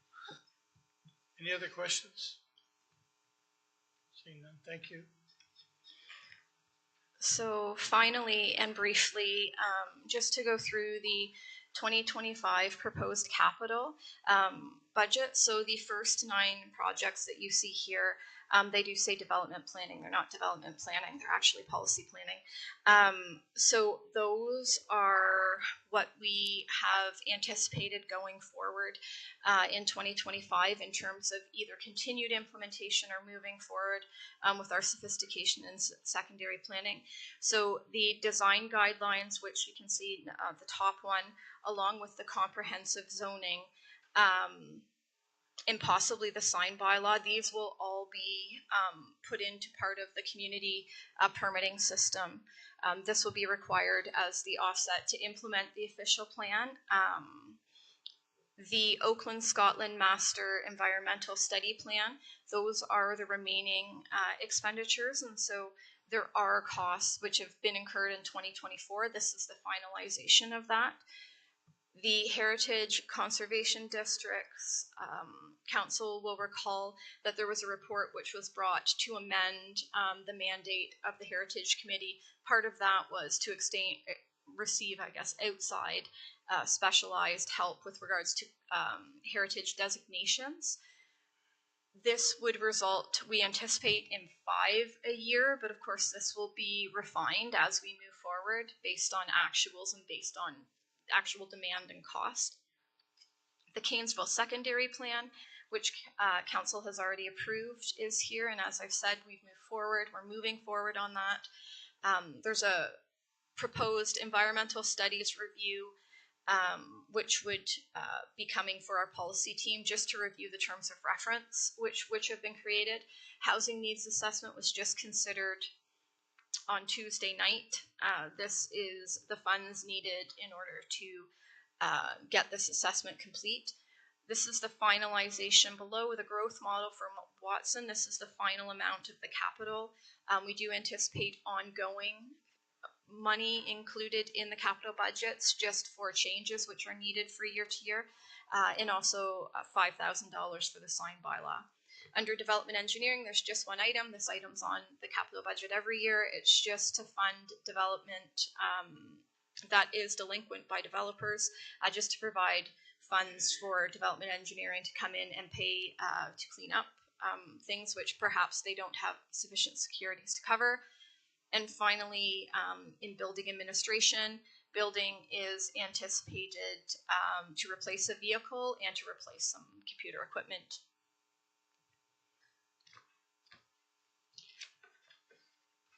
Questions? No, no questions. Right.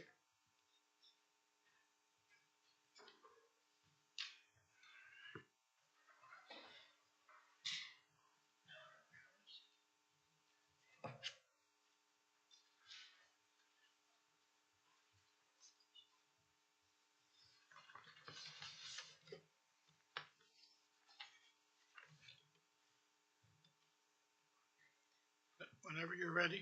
Good morning. Good Through morning. the mayor. So the Strategic Initiatives Department has 3 divisions and a total of 20 staff plus 5 students. In the Strategic Initiatives Administration, there are 2 staff, myself, the General Manager, and the Strategic Initiatives Coordinator. Together, we guide and support the 3 divisions within this department, which include Economic Development and Tourism, Communications and Public Relations, and Community Partnerships. Last year, we focused on supporting the department to develop and seek approval for 3 strategies. We secured grants to further the work within the department and guided policy and procedure development within the divisions. As well, we supported and guided a number of special projects. Moving into 2025, we have 2 additional strategies that we'll be looking to move forward for approval and further policy development work to accomplish. And the coordinator also plans and coordinates some major events within the division, such as the all-staff meeting and Salute to Brant. When we look at our budget, the main thing to pull out here is materials and supplies. So the bulk of this cost is office supplies for Wincy Mills, which houses a number of staff, including all staff from the Strategic Initiatives Department, the Office of the CAO, and some staff from Community Services. Office supplies cover items such as the water, printing, stationery, paper products, and other things. Under contracted services, these costs are all related to the all-staff meeting, which include costs for the keynote speaker, venue, and food, and this event occurs once a year and brings together approximately 200 staff for learning and networking. And then under rent, this cost is for a storage unit, as Wincy Mills does not have additional storage space required for the department.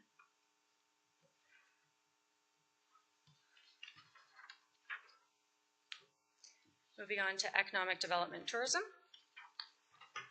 In the Economic Development and Tourism Division, there are 6 staff, including the Director, Senior Economic Development Officer, a Research Marketing Officer, Arts, Culture, and Heritage Officer, a Special Events and Film Coordinator, and a Tourism Development Officer. This division is responsible for attracting business to the county, supporting businesses, managing special events and tourism-related activities, and driving arts, culture, and heritage programming.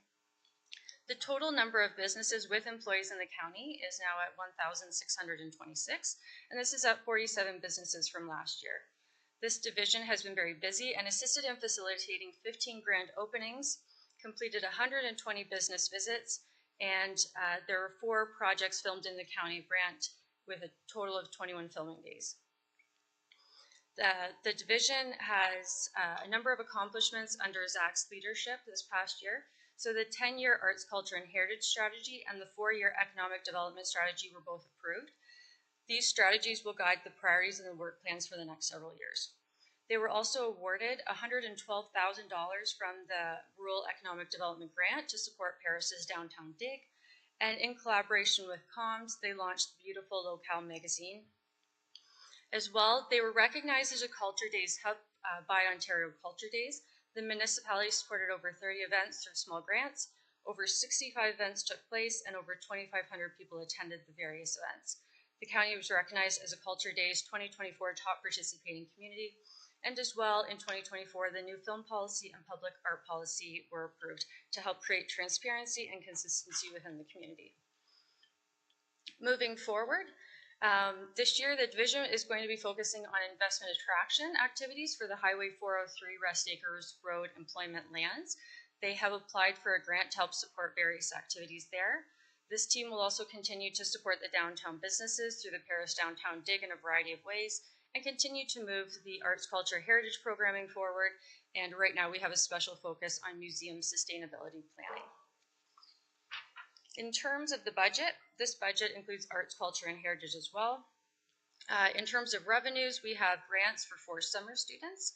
Under fees and charges, this includes the revenue from Salute to Brant, filming, and special events. And we do expect to have less revenue next year due to the new film policy and the Downtown Dig.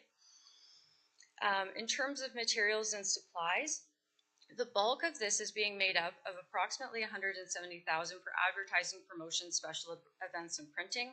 There's also some money allocated towards Culture Days and Doors Open events, and as well as the Heritage Committee, and then other costs such as professional membership fees and databases. Under contracted services, Salute to Brant are the costs there, which include keynote speaker, food, sound, and other things. We pay the musicians through this for music in the park, and we also have the tourism booth rental. And then under external transfers, we have a grant that goes to SCORE, as well as our cost sharing agreement with the City of Brantford for the Brantford Brant Resource Center.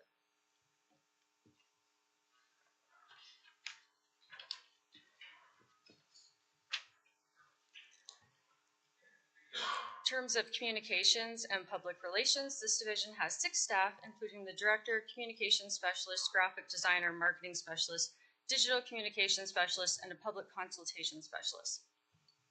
This division is responsible for corporate-wide communication, including branding, graphic design, advertising, media, social media marketing, internal communications, website management, public engagement, and emergency communications.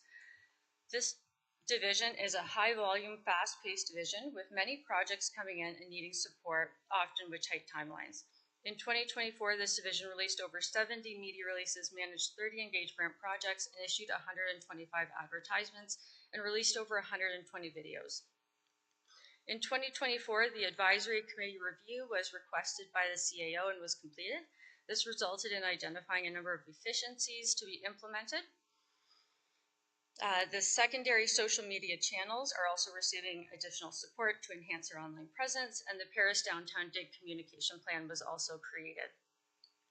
Looking forward, this division will be bringing forward the public engagement framework and policy to the February policy development meeting.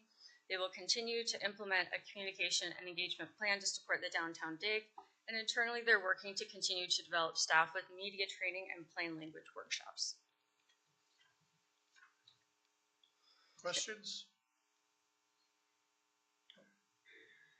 Okay. Under materials and supplies, roughly 100,000 of this is allocated towards software licenses. So that includes things like the internal communication platform, the website, the search engine for the website, the quality checker for the website, Engage Brant platform, and subscriptions for stock music, stock videos, stock photos, Adobe Creative licenses, and so on. And then approximately 100,000 is also allocated towards printing, postage, advertising, and promotions.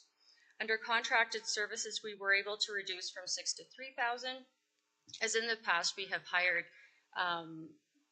photographers to capture local photos and drone footage, but as our inventory is accumulating, we don't require that same level of support from outside resources.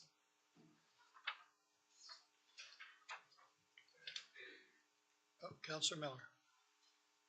Thank you, Mr. Mayor. I remember Mayor Davis from Brantford toured a few of us around the city of Brantford building there because he was showing us the new building, and I'd say, how many work here? How many work here? How many work there?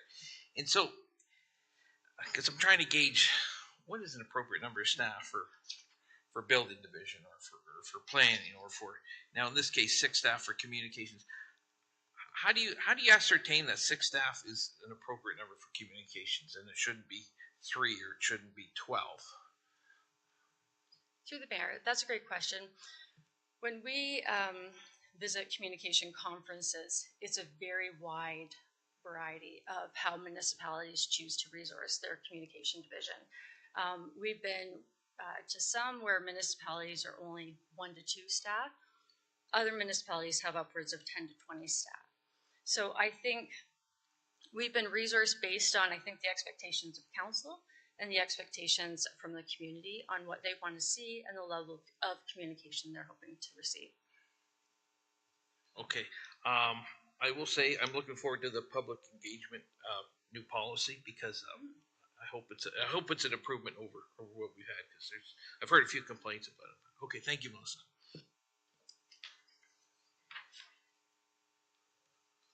Okay. Moving to community partnerships, has a total of 6 staff, including the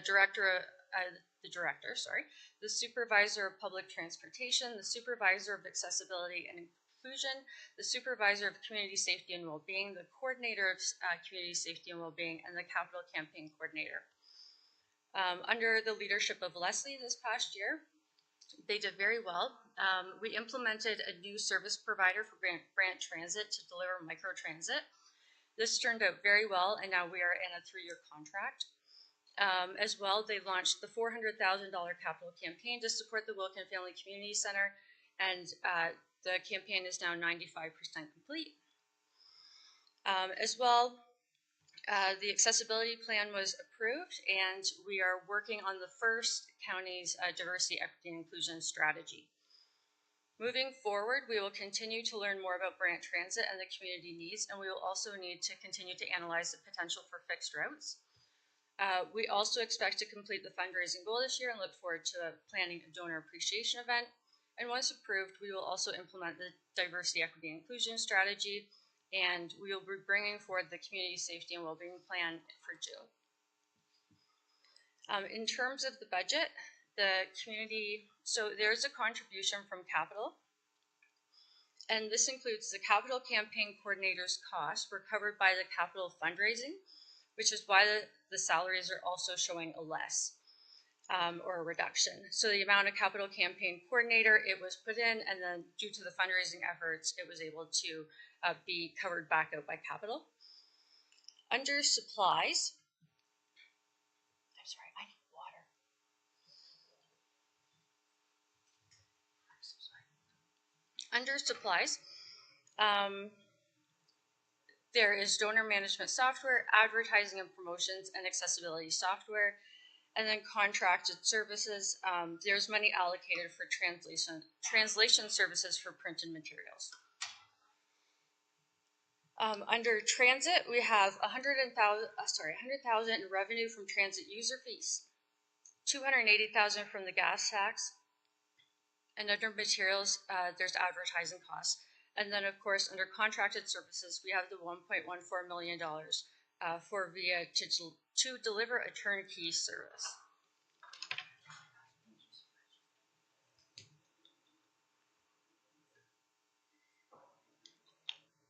Sorry. Are there any questions on that? Councillor Howard, first. Thank you, Mr. Mayor, through you. Melissa, I just want to make sure I understood it clearly. The contracted services under public transportation, the $1,140,000, that's Brant Transit. You got it. That's contract. via, yeah. And then it's partially offset by the $280,000 of the gas tax within the contribution from reserves and reserve funds? Correct, yes. So it's offset by the revenues from the user fees as well as the gas tax. Okay, sorry, I'm, so the user fees that people pay to use Yes. Brant Transit show up within the $100,000, Correct. and then the gas tax shows up within the 300. Correct. The 280. Yeah, the 280. Okay, thank you. Yes. Councillor Miller and then Councillor Bell. Just thank you, Mr. Chair. Again, through you to Melissa. Staying on the Brant Transit. Is there any plans to enhance accessibility features of it? In terms of Brant Transit for specialized service? Yeah, there was talk of it. But I Yeah. don't know where you're at with it. Yeah, absolutely. So we did receive a proposal from the city of Brantford to extend their lift program out into the county. Okay. And so we do have a cost for that. I think that's something that it typically takes 3 to 5 years for a community to really establish its transit types of needs. And now that we have 1 year of great data, that's going to be really helpful for us. We do want to go somewhat slow and methodical to make sure that we're understanding what the community's needs actually are. So having those conversations with the city, knowing kind of what they're thinking the cost would be to extend the lift program, we are hoping that by the end of 2025, we'll be bringing forward additional enhancements, including specialized service and fixed routes for future consideration. City lift. Okay, thank you. Councillor Bell. Yeah, thank you, Mr. Mayor. Through you to Melissa. Melissa, we appear to be subsidising our transit system to the tune of $888,000. Do we have any comparators that say that's a good number, a reasonable number, a too high number? Yeah, through the mayor, thank you. When I've done the analysis before in terms of cost per capita, we are still running a very efficient public transportation program. I would say right now we are running a very efficient transportation program. If you want additional information in terms of like comparative data to other municipalities who are offering microtransit or bus services and things, I'm certainly can provide that to you in a Friday file.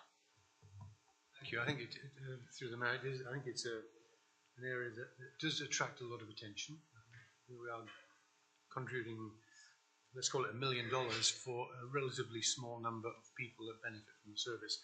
I'm not sure, I don't disagree that that's a good thing to do to provide the service, but I know that there is always a challenge of, is that the best way to spend $1 million of taxpayer funding, or is there a different and better way or better place to spend it? It's an open question, I haven't got the answer. Any other questions? Oh, Lucas. Lucas, you're next, sorry. Thank you, Mr. Mayor. Through you to Melissa.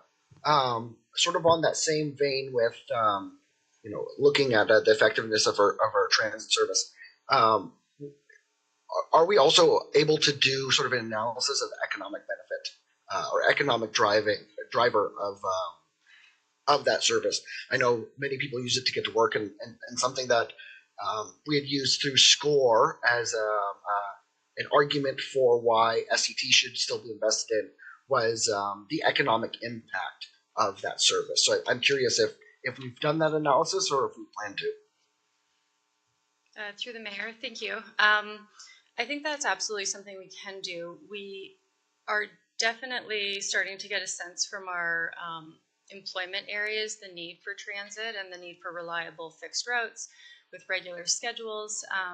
So yes, I think that will all be coming in the next couple of years as our employment areas continue to build out and we see the benefit.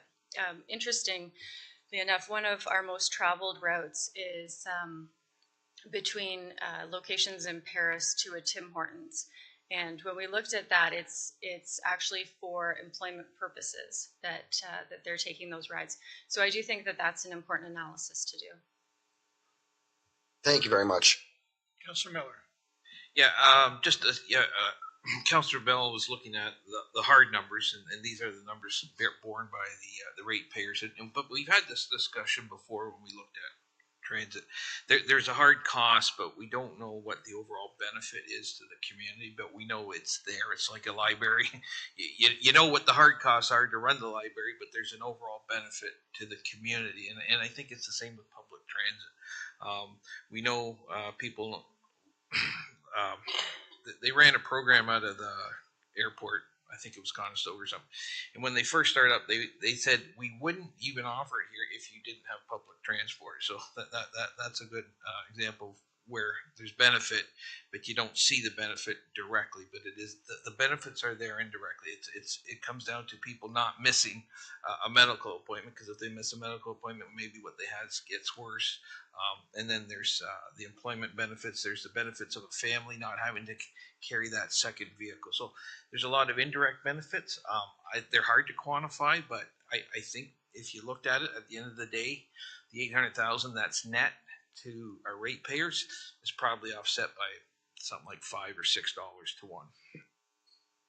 Thank you. Any other questions for Melissa? Seeing none? So we do have one decision package. Yep. So this is a contribution to the Downtown Paris BIA. So as we move into the Paris Downtown Dig, we are recommending a one-time contribution of $30,000 to support the Paris BIA to enhance their advertising, marketing, and promotion efforts during the dig. We do acknowledge that this level of construction is going to be disruptive throughout 2025, and so we do hope that this can help promote Shop Local and other activities to stimulate the business during the construction period. And then in terms of, Lucas, Councilor Oakley. Thank you, Mr. Mayor. I just have one question in regards to this contribution. So this is not the liaison position that's been discussed throughout the downtown dig. Is that position not occurring? I don't see it in the budget, or has it been resources have been reallocated so that it doesn't have a budget impact? Yeah, thank you through the mayor. Great questions. It's actually going to come next when I discuss the capital. So, do you mind advancing the slides? Oh, you're on slides. So when we look at the proposed capital for strategic initiatives, we do have the Community Improvement Plan grants. This program is going well. Staff are heavily encouraging businesses, particularly downtown Paris businesses, to apply for these grants. We are really hoping that the businesses on the west side of Grand River Street North will apply and make their back entrances into main entrances. So we are really trying to push the Community Improvement Plan. As well, now that the official plan has been approved, staff are going ahead to create the rural CIP program, and so that will also be coming out of this pot of money. With the downtown dig, as Councillor Oakley just referenced, we are building into that overall project cost, the cost for a construction liaison. So the construction liaison will be hired for a one-year contract, and they will be responsible for working directly with the businesses downtown on a daily basis, keeping them up to date about what's happening, what is the schedule, what are the scheduled changes for construction, providing feedback to the lead construction staff at the county, as well as perhaps even helping to engage citizens and other pieces. We've seen this position in other municipalities, and it's gone very well.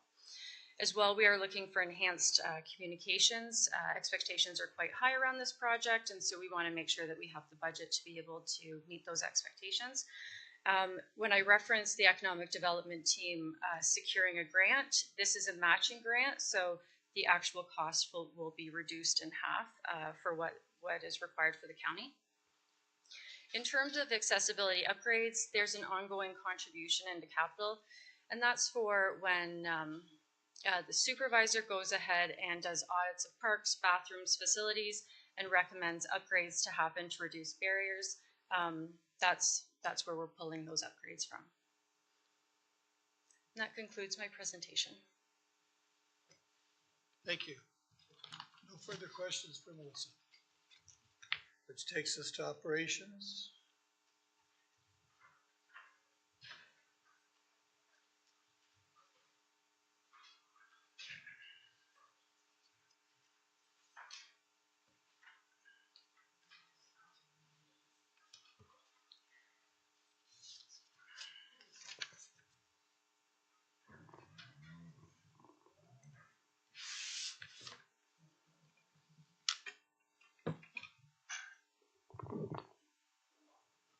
Whenever you're ready. Good morning, Mayor and Council. I'm happy to be here today to have this opportunity to present the proposed 2025 budget for the Operations Department. The Operations Department consists of 5 divisions and a total of 101 full-time equivalents, which is made up of 99 full-time staff and 5 part-time staff. The department delivers countywide programs and services through the Operations Administration Division, the Roads Division, which includes roads operations, gravel pits, fleet, and municipal drains, the Environmental Services Division, which includes rural and municipal water operations, wastewater operations, stormwater operations, and solid waste operations, the Infrastructure and Asset Management Division, the Engineering and Infrastructure Management Planning Division, and the Property Management Division. The Operations Administration Division is an administrative and customer support team that is shared between the Operations and Corporate Services departments. The Corporate Customer Service team consists of 2 full-time and 4 part-time staff whose primary focus is on administrative support for both the Corporate Services Department as well as providing customer service support in person at our 2 customer service offices in Paris and Burford, as well as through email, telephone, and online chats. Through 2024, the Corporate Customer Service team fielded nearly 30,000 telephone calls, 1,600 emails, and nearly 1,400 live chat conversations to support the residents of the county.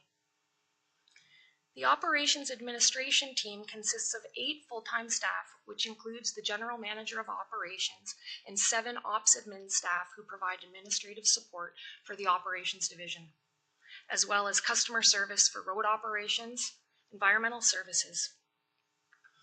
In 2024, the Operations Administration team received and resolved over 2,100 roads inquiries and nearly 3,000 calls for environmental services.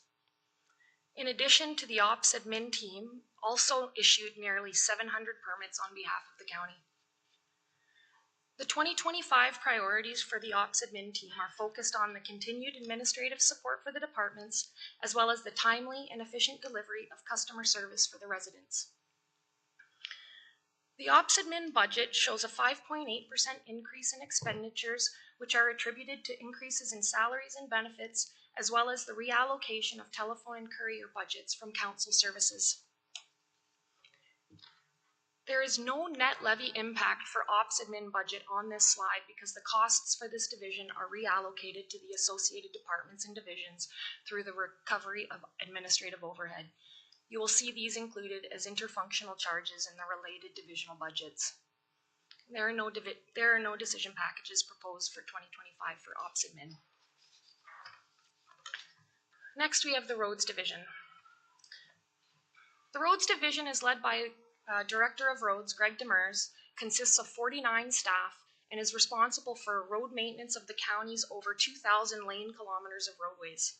This includes, but is not limited to, daily roadway inspections, roadside maintenance, which includes mowing, trimming, ditching, and pothole repair, bridge and culvert repairs, street sweeping, snow and ice control, traffic signals, street lighting, roadside safety systems, and the delivery of the Brant Safe Streets initiative. The Roads Division is also responsible for the procurement and maintenance of county fleet, which includes nearly 225 motorized vehicles and pieces of equipment. The Roads Division also facilitates the municipal drain program for the county, which includes approximately 276 kilometers of municipal drains that affect approximately 200 square kilometers of lands within the county of Brant. In 2024, the Roads Division installed 4 pedestrian crossings, initiated a culvert inspection program, completed the construction of a covered brine storage building to support winter road operations, which includes the implementation of a salt management program. The Roads Division operates 7 licensed gravel pits at 4 locations throughout the county. In 2024, the Roads Division successfully amended 4 licenses to accept recycled materials. This will extend the useful life of the gravel pits by recycling excess road materials from current projects into source material. The 2025 priorities for Roads Division include ongoing implementation of improvements to the culvert maintenance and replacement program, expansion of the ditching program, and continuation of the multi-year program for roadside safety barrier upgrades. the development of a new snow dump facility in collaboration with the Environmental Services Division. Roads will also maintain positive progress with the municipal drains, with 10 active drainage reports for capital works and 30 kilometers of planned maintenance cleanouts for the March 2025 to March 2026 schedule. Roads will also begin developing and implementing the new Municipal Utility Locates program. The 2025 roads operating budget is proposed at nearly $14.5 million. The budget drivers for the roads division include the cost of living increases to salaries, wages, and benefits. The substantial 41% increase in the transfer to reserves is for fleet. These increases are required to build up the fleet reserve for proper life cycle replacement. The 2025 one-time cost of $20,000 in materials and supplies is for gravel pit rehabilitation. And the one-time reduction in contracted services of $46,000 is possible due to the county having sufficient stockpiles of crushed material. The Roads Division capital budget requests can be found on pages 13.6 and 13.7 and include a total of $710,000 for the streetlight, sidewalk, traffic signal, and Brant Safe Street maintenance and replacement programs. The 2025 fleet capital budgets on pages 13.7 and 13.8 have 19 vehicle and equipment replacements planned for 2025 at a value of nearly $3.5 million. And there are no decision packages proposed in 2025 for roads. Are there any questions? Councillor Miller. Just through Mr. Mayor to Andrea. Andrea, the given all the work we're doing on municipal drains, is that incorporated for the county portion in the roads budget? I'll have to invite Greg Demers up here to answer that question.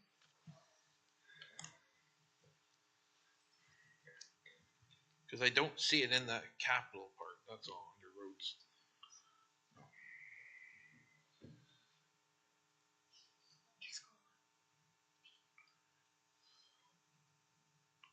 Page 31.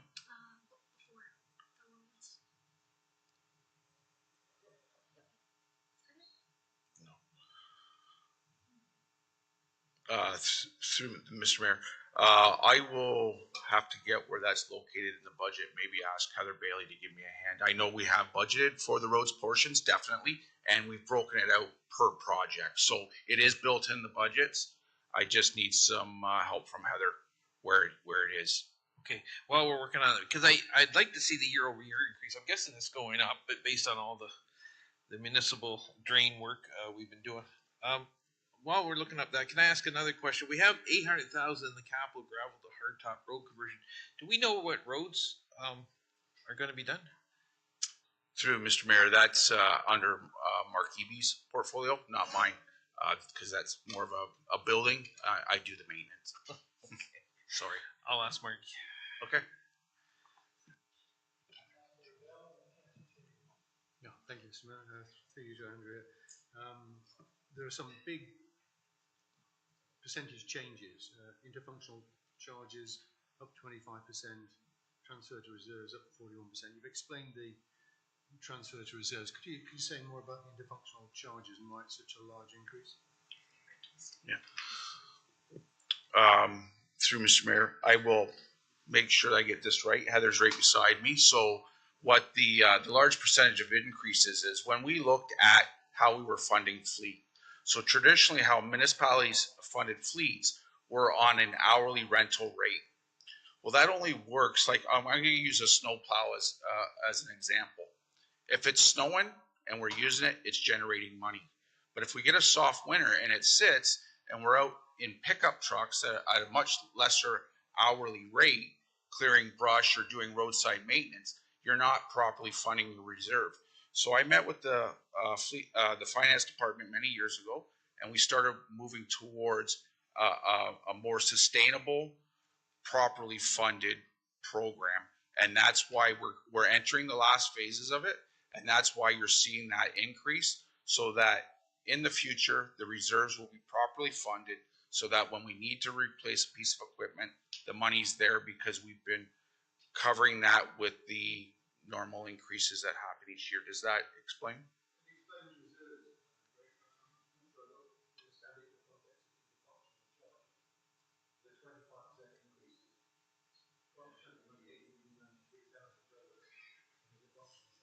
Okay.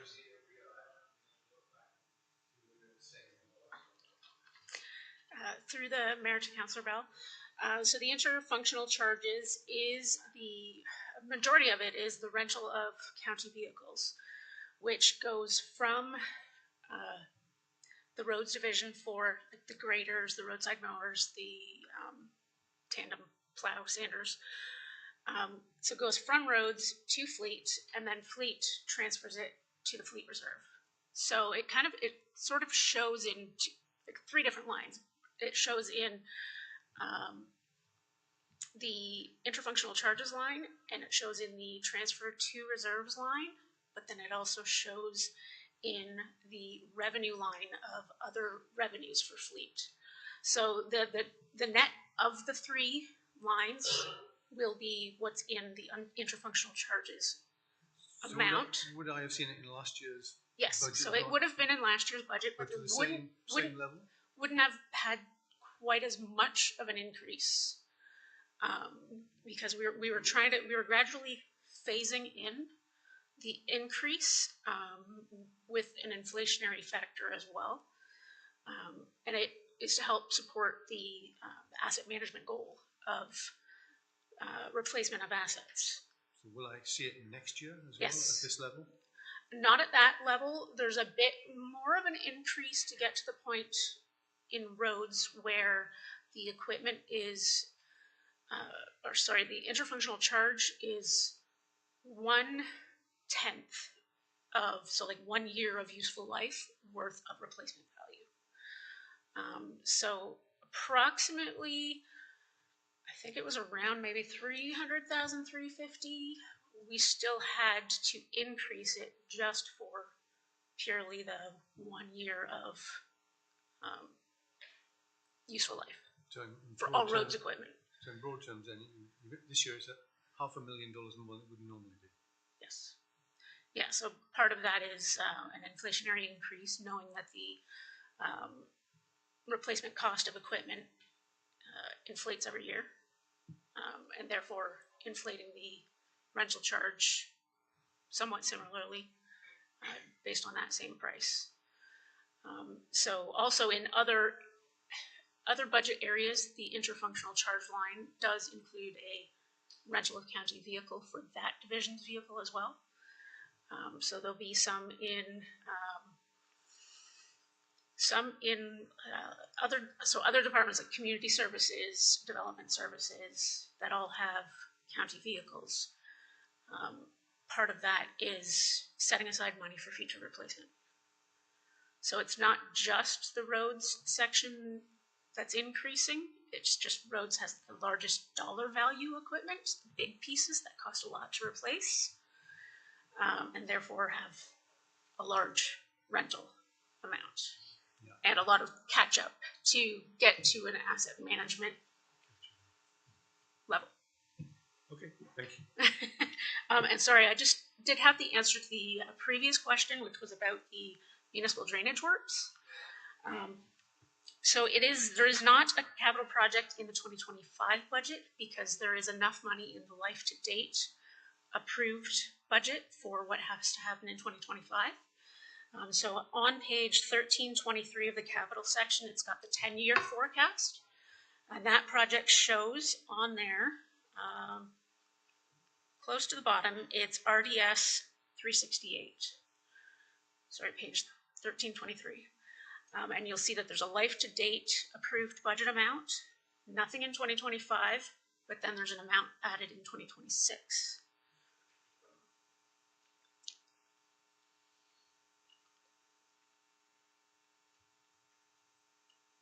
Okay. Councilor Chambers. Staying with municipal drains, Greg, traditionally maintenance work on municipal drains is done by contracted labor. and contracted equipment and contractors doing it.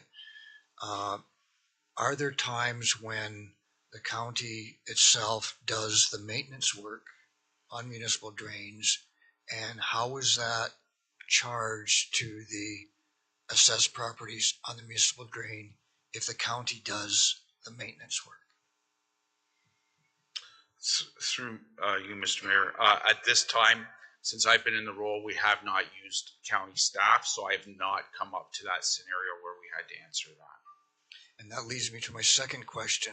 Quite often there are times when municipal drains need maintenance, and the process of hiring a contractor and doing all that kind of stuff takes time and may be more expensive than if the county itself sent the backhoe out and did it. And we traditionally don't do that. And I'm just wondering why we don't do that, because that would be a charge and a revenue source if we have the capacity to do that kind of thing. Through you, Mr. Mayor. So we've actually looked at this. This was part of my sit down with Shannon. And to expedite things for such things as repairs, we actually pre-qualified a list of contractors so that we can actually call them up and they can be there immediately. So we're getting much quicker responses these days. And I've also looked at comparators around us that are doing municipal drain works. There's a lot of municipal drain work done down in Norfolk, as you know. And we're catching up now, as council knows. Our linear price charges for our cleanouts that we are doing now, we are way under the estimated values. We are paying close to what Norfolk is paying just for maintenance cleanouts for our big cleanouts. So at this point, it wouldn't be prudent for us to pull road staff away where we're already lean doing our maintenance, as we already have a very good program in place. I do see all invoices that come through for the maintenance works. So if there are any questions, I do ask.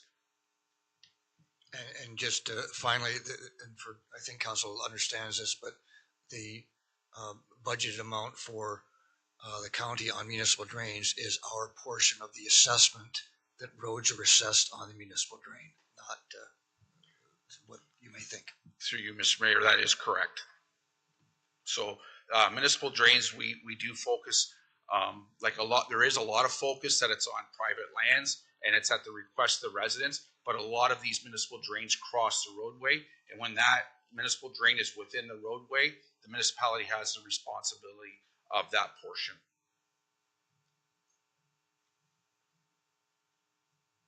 Anything else?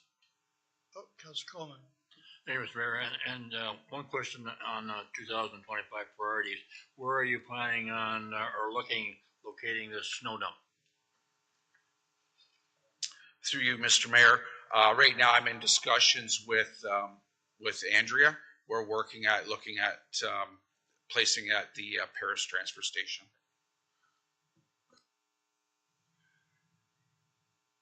Thank you.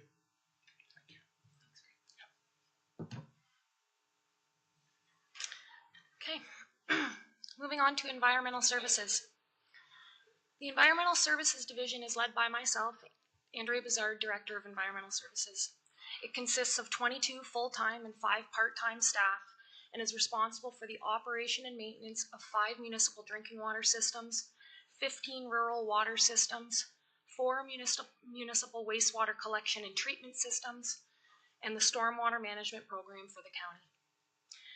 Environmental Services is also responsible for the solid waste program, which includes curbside collection and the Biggers Lane landfill and Paris transfer station operations. In 2024, we're proud to report that all systems operated within their associated environmental compliance approvals as issued by the Ministry of the Environment, Conservation and Parks. As of January 9th, 2025, the water operations team successfully transferred the final phase of the Tootle Heights water distribution system to the city of Brantford. We negotiated the 2025 to 2028 contract with Grandbridge Energy for water and wastewater billing services, and we undertook the first proposal and public consultation for the proposed stormwater utility program, which led to the development of a long-term financial plan for the stormwater management system. Through 2025, the Environmental Services Division has much work planned as we build out the compliance and quality team from staffing additions that were approved through the 2024 budget cycle. This divisional support team will build consistency and efficiency for all regulatory programs within environmental services, and it will act as a one-window approach for the county through our provincial regulators, allowing staff to focus on infrastructure programs and operations. The Environmental Services Division will also continue to work closely with Development Services Department to deliver the Scotland-Oakland Master Environmental Servicing Plan, and you'll see a report coming to committee in February or March of this year. Staff will also continue with the development and implementation of the Stormwater Management System Operations and Maintenance Program as required by the MECP. For the solid waste program, in 2025, staff will continue to closely monitor the Blue Box transition and complete the solid waste master plan for the county, which will provide a roadmap for the next 25 years of solid waste programming. The completion of this master plan will provide recommendations, and with approval through committee, will provide guidance for the next solid waste collection tender that is planned to be released in Q1 of 2026. The new cell at the Biggers Lane landfill is also planned to be opened in Q3 of this year, which will introduce a new operational service contract for leachate management and haulage. Moving on to the environmental services operating budgets. Both the water and wastewater operating budgets are rate-supported budgets. The long-term financial plan for water and wastewater was completed in 2024, and the 2025 to 2028 water and wastewater rates bylaw will be presented to committee for approval in March of this year. The 2025 water revenue is estimated at $10 million. This includes the projected loss in revenue of $322,000 from the transfer of Tootla Heights to the city of Brantford. That's 310 accounts. With the overall water operating expenses at $7 million for 2025, this allows a transfer of $3 million of water revenue to the reserves. The 2025 budget drivers for the water operating budget include increases to salaries, wages, and benefits, as well as inflationary increases to contracted services, materials, and supplies. The 2025 materials and supplies budget for water has come in at nearly $1.7 million. This is due in part to rising costs of parts to maintain our drinking water systems. The one-time costs of $351,000 for 2025 include $55,000 for a new chlorine pump and VFD for redundancy at the Mount Pleasant Water Treatment Plant, $8,000 for a new controller for the Canesville meter chamber, $30,000 for PRV maintenance in Paris, $36,000 for generator purchases to support IT communications, and that's a shared cost with IT, $65,000 for municipal well maintenance, $80,000 for safety upgrades to the North Paris elevated tank, and the remaining $77,000 includes lower dollar expenses, including pipe installation improvements in the water treatment plants, dehumidifier purchases, and new laptops for the water operators. You'll also see a one-time cost of $105,000 in contracted services. This is for the Source Water Protection Program and the Bethel Water Treatment Plant groundwater monitoring and upgrades. Lastly, you can see a 75% increase in rent and financial expenses. This is related to the Grandbridge Energy water and wastewater billing contract. The contract was renegotiated in 2025 at a 3% increase, but this budget line also required budget adjustments to reflect estimated costs accurately. The rural water budget is a levy-funded budget and supports the Rural Water Quality Funding Program through the GRCA, as well as staff time to operate the rural water systems. This budget shows minimal change in 2025. Now I'll speak to the wastewater operating budget. For 2025, the wastewater revenue is estimated at $4.8 million, with the overall wastewater operating expenses slightly over $4 million for 2025. We will have a transfer to reserves of nearly $800,000 from the wastewater revenues. The 2025 budget drivers for the wastewater operating budget include a 10% increase to contracted services related to salary and wage increases from the Aqua contract. The rent and financial expenses increase of 53% is for the collection charges paid to Grandbridge Energy for the wastewater billing services, as I spoke to with the water operating budget. The 2025 one-time cost of $25,000 in contracted services is to decommission the monitoring wells at the airport sewage treatment system, pending the approval from the MECP.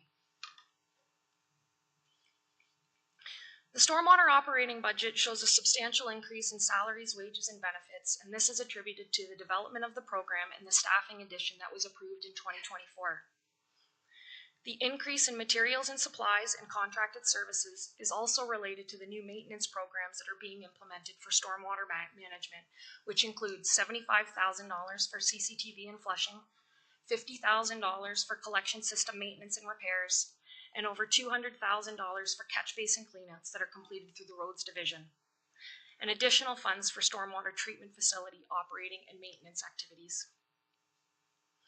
There are also existing capital funds being utilized to support the stormwater management program for asset maintenance and replacement activities, but no additional capital funds are being requested in 2025 to support this program. Lastly, we have the solid waste operating budget. The 2025 budget drivers for the solid waste operating budget include the cost of living increases to salaries, wages, and benefits, as well as a substantial increase to contracted services. The contracted services increase is due to the $1.2 million increase for solid waste collection and the addition of the leachate management and haulage contract for the opening of the new cell at the Biggers Lane landfill, which is estimated at $200,000. You'll see a substantial 71% decrease in the grants received under this budget, and this is associated with the Blue Box Transition Program. The county has lost this funding with the transition of this program to Circular Materials of Ontario. You will also see a one-time other revenue budget of $40,000. This is funding from CMO to manage the collected Blue Box materials at the county landfill and transfer stations, and this funding is only available for 2025. The remaining other revenues is estimated at $25,000, and this is for household hazardous waste funding. There is an 18% increase to fees and service charges. This is an increase in tipping fees to help offset the overall solid waste operations costs, including collections and landfill and transfer station operations. With all these program changes, the solid waste operating budget will be increasing from $3.2 million in 2024 to $4.3 million in 2025. And there are no decision packages proposed for the 2025 Environmental Services Division. Questions? Mr. Pierce? Thanks, Mr. Mayor, through you to Andrea.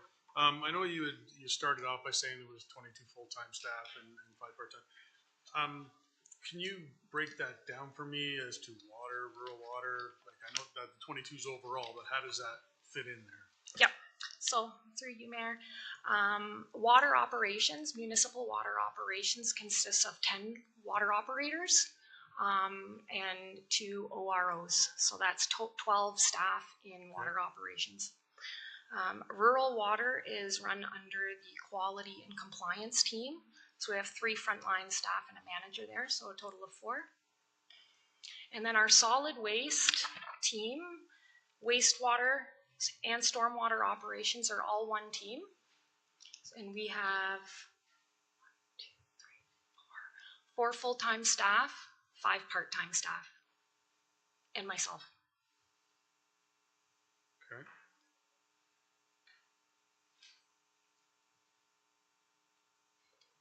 Thank you. Councillor Bell. Mr. Matthew, to Andrea. Andrea, the water and wastewater charges are separate from property taxes. we have a 4-year plan that you said, I think is coming back for renewal next year? This year, This year. through you, Mayor, this year. So against the original plan, have we transferred as much to reserve as we thought we needed to do at this stage of the 4-year plan? Through you, Mayor. Yeah, we'll get back to you with that answer. I'll have to defer to finance. Councillor Miller. Thank you, Mr. Mayor. Through you to Andrea. Andrea, yeah, I'm looking at the capital forecast, and for the Biggers landfill, we have a budget set aside of 4.6 million. That 4.6 million, that's just to get those new cells ready in the new expansion. Is that correct? Through you, Mayor. This is capital budget. Yeah.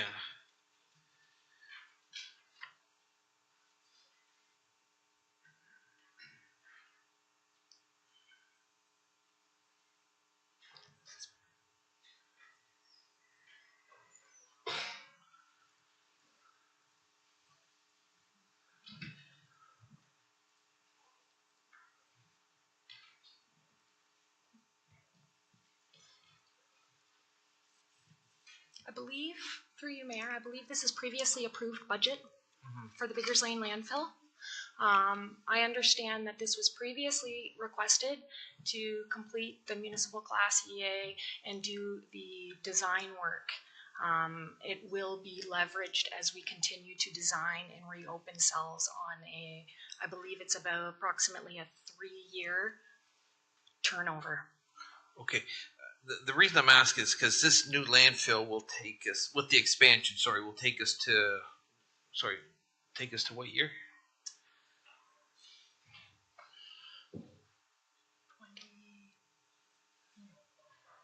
20? I think it gives us about a 20-year lifespan. 20-year lifespan. Now, it's opening up this year, 2025. When you consider it's taken us 15 years to get here, it's going to last us 20 years. What I was wondering, what I'm wondering is if you're thinking, at some point in the forecast, we should be seeing some money put aside in the capital for beyond this expansion. That's what I'm getting. And is that something your department has thought about? Through you, Mayor, the money that's set aside in the capital budget for the Biggers Lane landfill expansion is for the design and construction activities as we're opening new and installing new.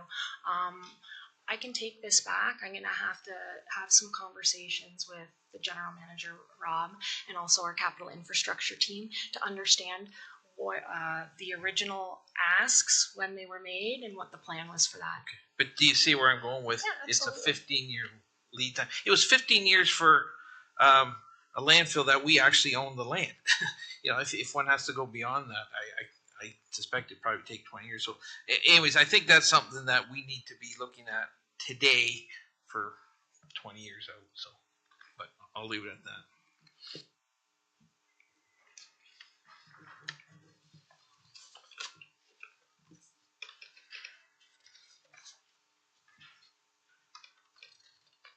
Okay. Moving on to the infrastructure and asset management division.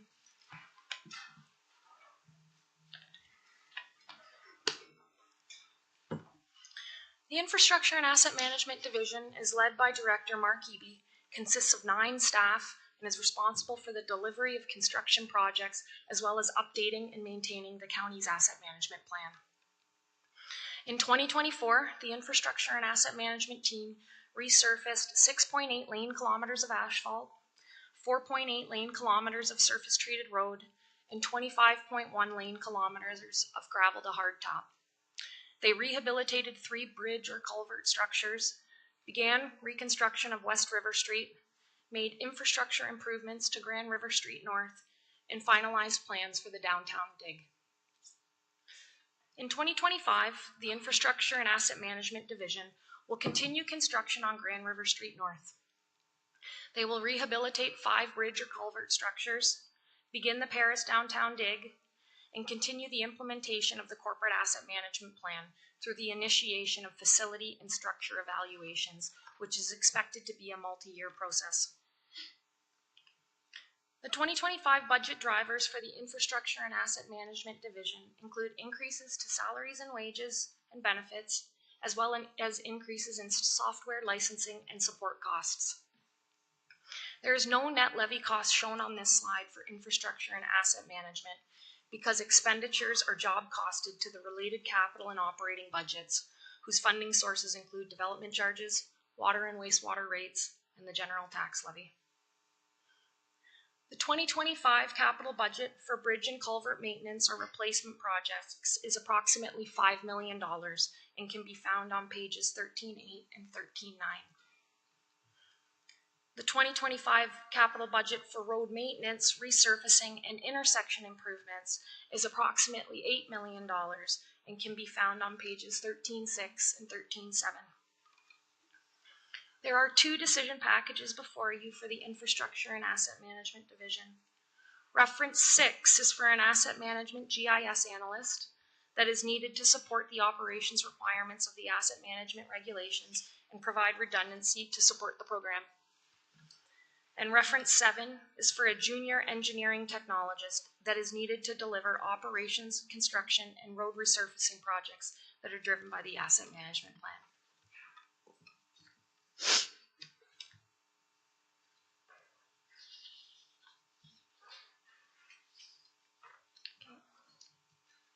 The Engineering and Infrastructure Planning Division is led by Director Mark Maxwell, consists of 7 staff, and is responsible for the long-term planning, detailed design, and any associated municipal Class EAs for infrastructure projects, including road reconstructions, water, wastewater, and stormwater infrastructure replacements, as well as design and construction of other county facilities, such as admin buildings, the fire hall, library, and the landfill, just to name a few. In 2024, the Engineering and Infrastructure Planning team completed the design of the West River Street reconstruction and Grand River Street North PRV replacements in Paris, the Church Street West reconstruction in Scotland, the Cairnsville Water, Wastewater, and Stormwater Master Servicing Plan, the design and construction of the Paris Water Pollution Control Plant leachate receiving facility, as well as the Burford admin building retrofit. The priority projects for 2025 include the Paris Water Pollution Control Plant expansion and upgrade Class EA, the St. George Water Pollution Control Plant expansion design, the North Paris Fire Hall, main and dump-freeze reconstruction, and the Bocquet Center Central Library in Paris. With the announcement of the $35 million provincial grant for the St. George Water Pollution Control Plant, there's much work to be done here to finalize the design and tender the projects, as well as design the trunk sewer replacement. The Mount Pleasant Birch Road water main replacement along Cockshut and Phelps Road is planned to have design finalized, tendered, awarded, and construction to begin by the end of 2025. This team is also working to complete the Cairnsville Lagoon Sanitary Pumping Station and Force Main design to be tendered in 2026. The South Employment Land Sewage Pumping Station, as well as water main, stormwater, and transportation design will commence in 2025 in support of the Cairnsville Premier Employment Hub Comprehensive Land Use Strategy Project.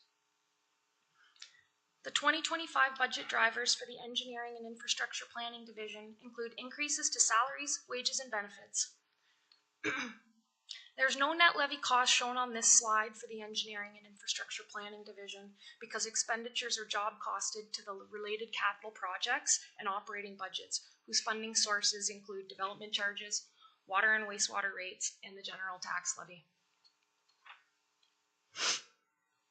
The Engineering and Infrastructure Planning Division, along with the Infrastructure and Asset Management Division, deliver multi-year planning, design, and construction projects.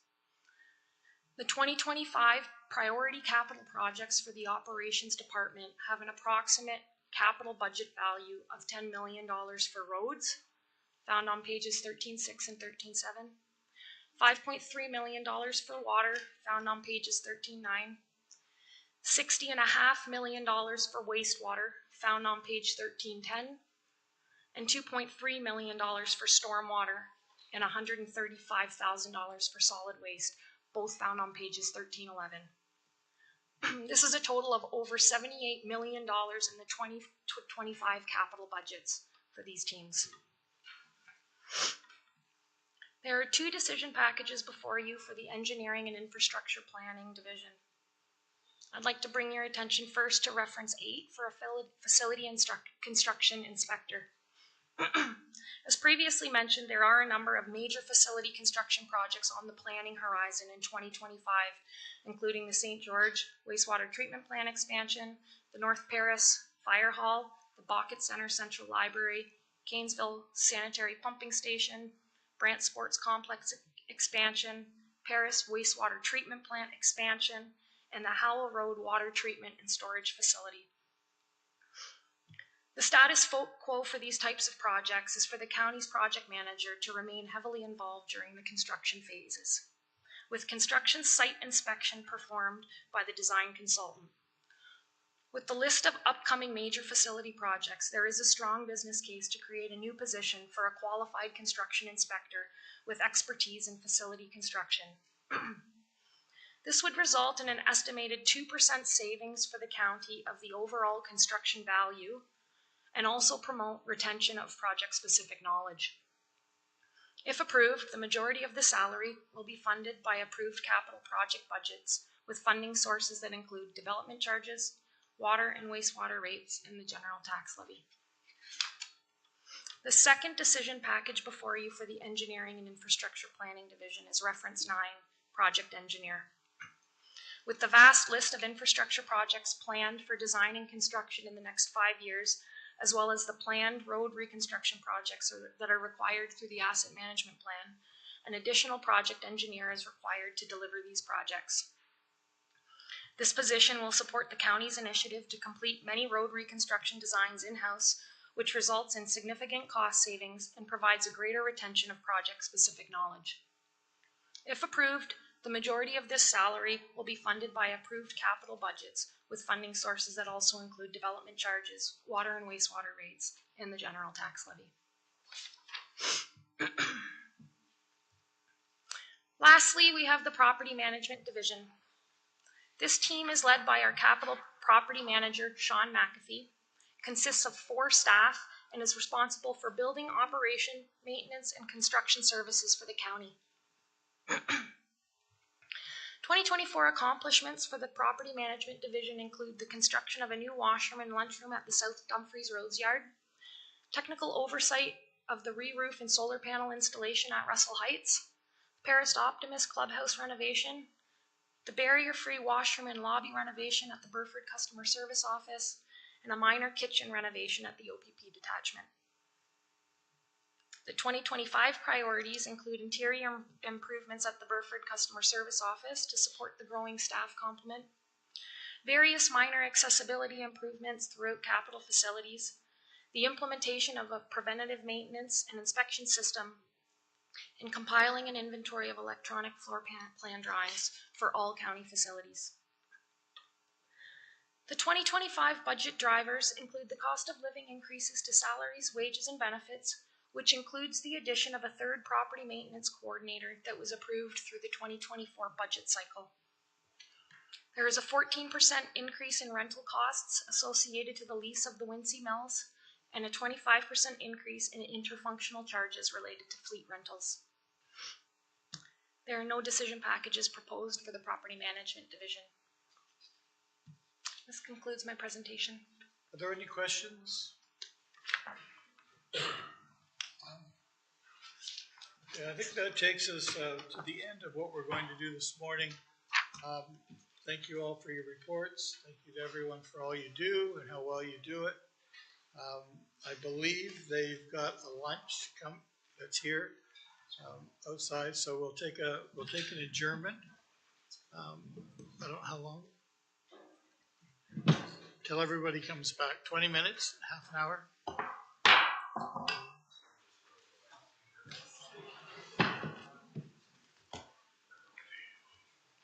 They might never come back.